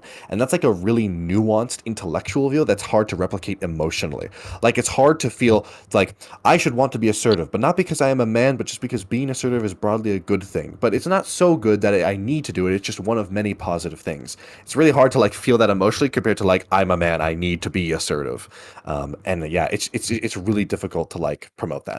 And yeah, I think we probably pick that up as we're being raised, right? Because if you're a Yeah. little boy and you're not behaving assertively like with the other kids, you're going to be shamed for it. I think that's probably how most of us pick that stuff up in the first place. Yeah, I think it's a lot of nature and nurture, which is just really hard to, which itself is like such a twisted knot to sort through. Yeah.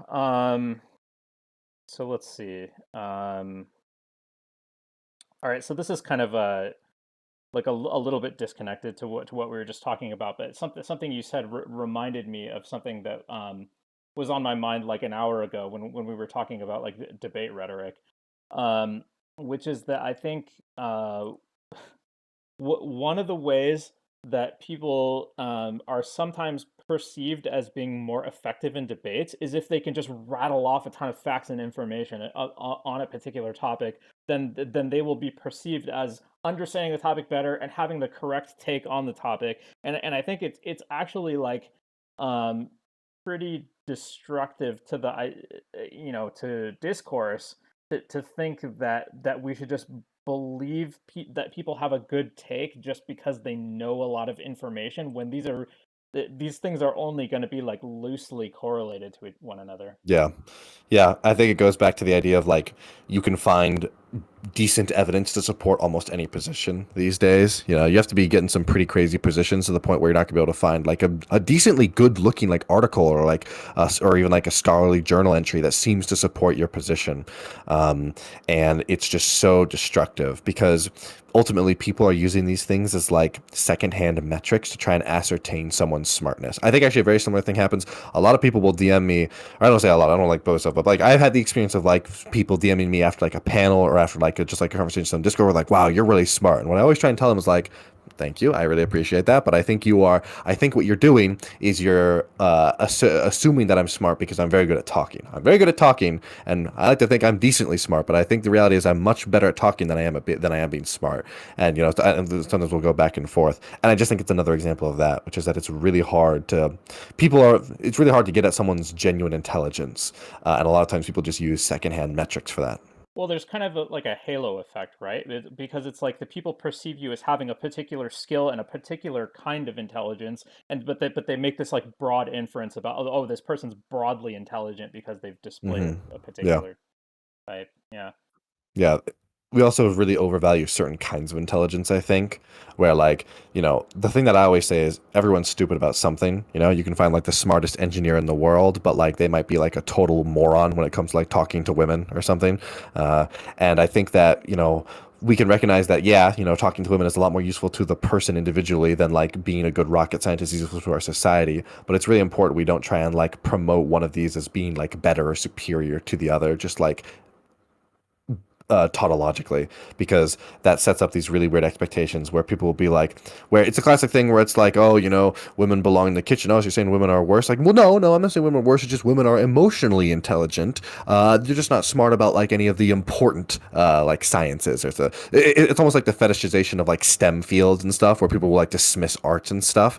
And it's like it's important to recognize that like yes, art is not going to put us on the moon or like solve world hunger, but like also art is really important to who we are as human beings. Like it's just another example of like people need to be able to like understand that there are differences between things, but not like try to moralize those differences in really toxic ways.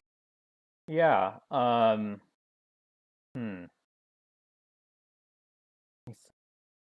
I wonder how much it would be possible to improve public discourse on controversial issues like abortion, for example, by just like paying more attention to that kind of thing, because it seems like um, like on the one hand, there's an argument about like how feasible even is it to to get people to understand these these different distinctions and to educate them better, and then there's another argument about like even if we did succeed at that, would it even help?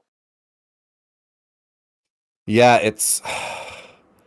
I mean, I wish I had a better answer for you, but I think it really is just the case that like this is such a hard question. If anybody had the answer, I mean, we would just blow out so many of our society's problems immediately. But it is because we don't have a good way to reach people across the aisle that we are where we are now. And I think the problem is just getting worse with the internet in particular. And as these people dig themselves in more, another aspect of this is people now live in much more ideologically coherent districts politically, where districts are getting more red and more blue as people move. Yeah, it's a real can of worms. Yeah, so this is like one of the reasons why gerrymandering is even possible in the first place, right? It's Mhm. like because people are self-sorting. If they weren't doing that, then like you wouldn't even be able to gerrymander. Yep. Um, let's see. How much time do you want to hang around for? I mean, I'm down to keep going for a while, but I feel like we've been going what for like 2.5 hours now. I feel like this is like a pretty good amount of time, just as like I feel like we've gone long enough that we can end whatever we want, whenever we feel like the conversation's winding down. Okay. So if you have other things you want to talk, I'm down to keep going for another hour or so if you want to keep going. But alternatively, if you feel like we've gotten like a good